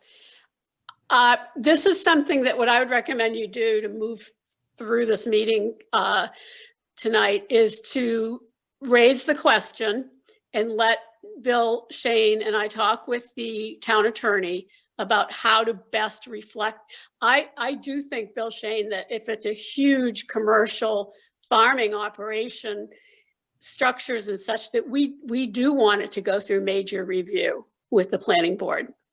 The problem is you'll never get a barn that's even in Cumberland today that wouldn't have to go through a planning board review. And that is not the intent of the agricultural review. It was honestly to eliminate hiring consultants and hiring basically a whole bunch of people to a farmer so that they could continue to, farm. And part of farming are structures, and the council felt strongly that they wanted to support that agricultural use. To your point, Josh, you're looking at the broader picture and someone looking at this ordinance and saying, well, I can skirt around that ordinance by just saying I'm a farmer and I'm going to build, a processing facility of some type. That's a fair point. I believe the safety net is there, but it's not written here, so we should come back to you with better language. If that's Yeah, I mean, again, I think if the type of activity made it clear that like a 5,000 foot storage facility to be used, directly for the operation of the farm, that's different than a 50,000 foot manufacturing facility. Yeah, meat processing facility under a farmer, that doesn't fly. Right, and I think you'd have a hard time saying that isn't if you don't put the limits in, I think you'd have a hard time saying it under the slaughterhouse definition and the other definition we just approved for agriculture. You'd have a hard time making the point to the to the applicant that this doesn't fall under staff review at that point, if there's no limitation. So we have to clean this up a little bit. Yeah, I agree with the point, and I think we should make that point to council. But the question to you, Carla, for my own information is, any staff review, don't you have the option of bringing it to planning board? Yes. Okay. And that's So under, if you weren't comfortable with the project, you would, I presume, bring it to planning board. so that's covered under letter C, and that's kind of where we were defaulting to. Yeah. And I get that, but then why do we have any of the, why do we have any definition of minor and major staff review if, That's fair. I think that I'd like to restate my suggestion to you, which is to note the concern about the fact that the chart doesn't seem to apply to agriculture staff review. And let us work with Natalie and put some language together. I can send it back out to you once the town attorney has approved it, and you can take a look at it. And if it looks good, that's fine. If not, we'll have to table it and bring it back next month. It doesn't really matter. I don't have any projects right now that I think we just were really trying to move this project along. It's been in the works for a while. But Well, if that is, Carla, yeah. should we just table it tonight? Yes. Or it Yes. seem like, and then you bring it back to us, with the other proposals. Okay. Carla, just one other thing. My other question is, why are we allowing for 5 years to start a project and then 10 years to complete? That seems. Well, I could tell you a lot of time there's a Department of Agricultural funding tied up in a lot of these projects.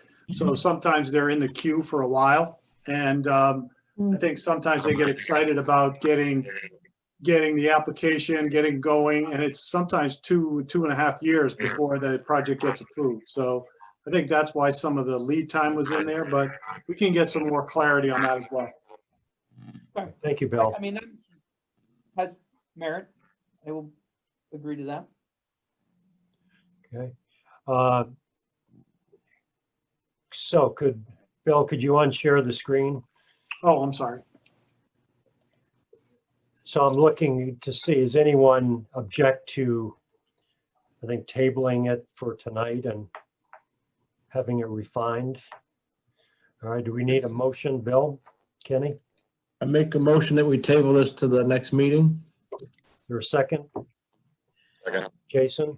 All those in favor, Jason? Yes. Yes. Ann? Wait a minute. Yes, yes. Okay. Bill, Kenny, Yes. and Josh. Yes. Okay, thank you. So Christina, unanimous. Did we get to Lorraine? And Lorraine, yes. Oh, I'm sorry. Oh, yeah, geez, because Josh moved to the bottom on my screen here. Lorraine, was Yes, that a yes? Okay, so Yes. now it's unanimous. Thank you. you're welcome. So I can find the right sheet. Oh, hey, crap. Yeah. Those Pardon? are public hearings. So the We just number five. reopen them to.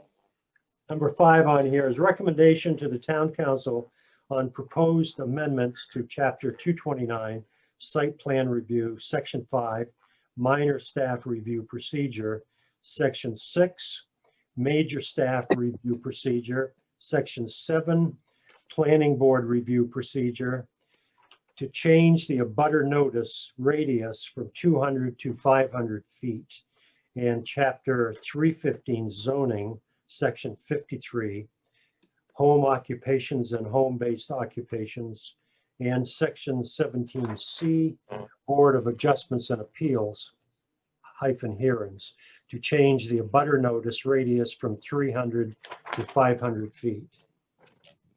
Hey, Paul, Yes, 3 and 4 were both public hearings.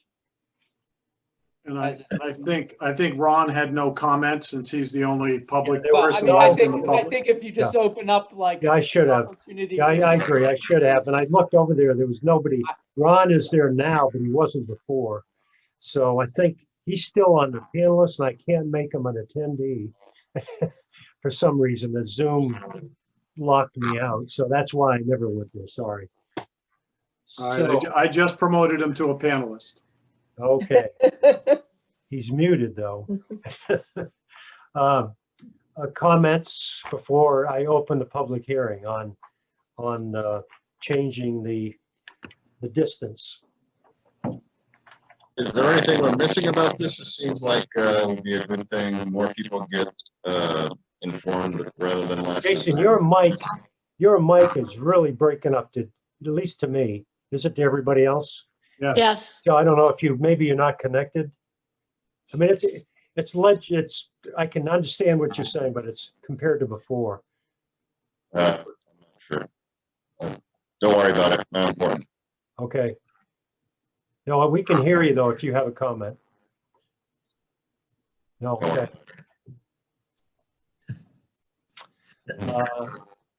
Anyone else? I could offer a little teeny bit of background on this, if you'd like. We're trying to make the number consistent, it being 500 feet for these types of projects. And we have gotten feedback that people who are in a neighborhood where projects being proposed, it's very easy to be outside of 200 feet, but still really care about something going on in the neighborhood. This came to our attention, especially with Main Street Auto, the business that went in where the Irving station used to be on the corner of Wind Road and Route 9. There were a number of people who were outside that radius because it's a very rural area who felt very strongly about the knowing about what was happening and being able to participate. So that's why it's there. All right, thank you. Any other board comments? I will open the public hearing. There are no attendees. So I will close the public hearing and bring it back to the board. I will make a motion that we make a recommendation to the town council on proposed amendments to chapter 229, sections 5, 6, and 7 to change the abutter notice radius from 200 feet to 500 feet, and to chapter 315, sections 53 and 77 to change the abutter notice radius from 300 to 500 feet. Thank you. Is there a second? I'll second it. Bill seconded. All those in favor, Jason? Yes. Yes. Ann? Yes. Bill? Yes. Lorraine? Yes. And Josh? Yes. Okay, thank you. And the next item, administrative matters, new business. Anyone, including Carla? I can tell you that for our February meeting, we have arranged for Natalie Burns to provide training on planning board procedures. That was going to be scheduled at 6 o'clock as a workshop. Given that we've bumped the proposed subdivision on Blanchard Road next month, how do you feel about not having Natalie at that point and having her come up the following month? Well, that's Jason. Can you hear me okay now? Yeah, it's breaking up, but it's fine. We can hear you. Yeah, I'm fine with moving that. Along those lines, I know Bill is always scolding us about reply all. And because of ex parte communication, and I'm wondering along those lines, when we talk to Natalie, if there are other tools or options available for being able to get further information on some of these projects ahead of time that would still be legal. So you don't have to answer that now, but along those lines. Bill's holding up a telephone. So is that legal, Bill? That's fine? Bill, I have a question. One for person. you. Yeah, that's good Bill, to I have a know. question for you.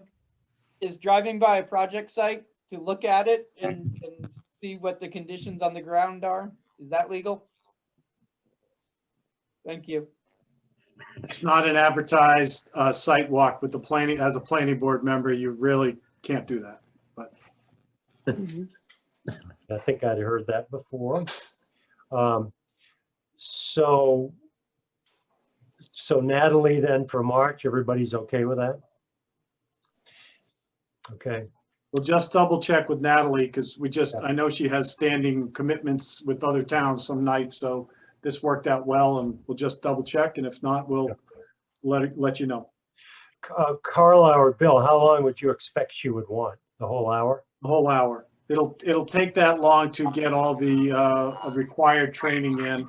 So it's like 45 to 50 minutes. Okay, thank you. And yeah, Christina, go ahead. Is it an option to start at say 5 on that meeting night, or is that too early? That would make for a long meeting because we have ocean view. I don't know.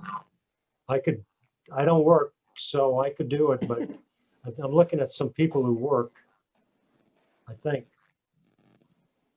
Well, I'll share with you on the ocean view. I think we've come to the resignation on the trails issues with the Lands and Conservation Committee. We've been working through a lot of that. You'll see some of the trails removed because there were honestly too many conflicts with the golf course that would have been problematic during most of the year. So we asked them to remove probably the biggest thorn in their side, that what they call the boundary trail. And I don't think you'll see a lot of basically negativity coming with that application, other than the normal questions that you typically have. So I think some of the contentious points of that application, and I haven't heard from Rick Doan either, which is surprising. So, hopefully it's not going to be a 3-hour marathon. Okay, I do have a question. So February, the plan is to have an in-person meeting. And Yes.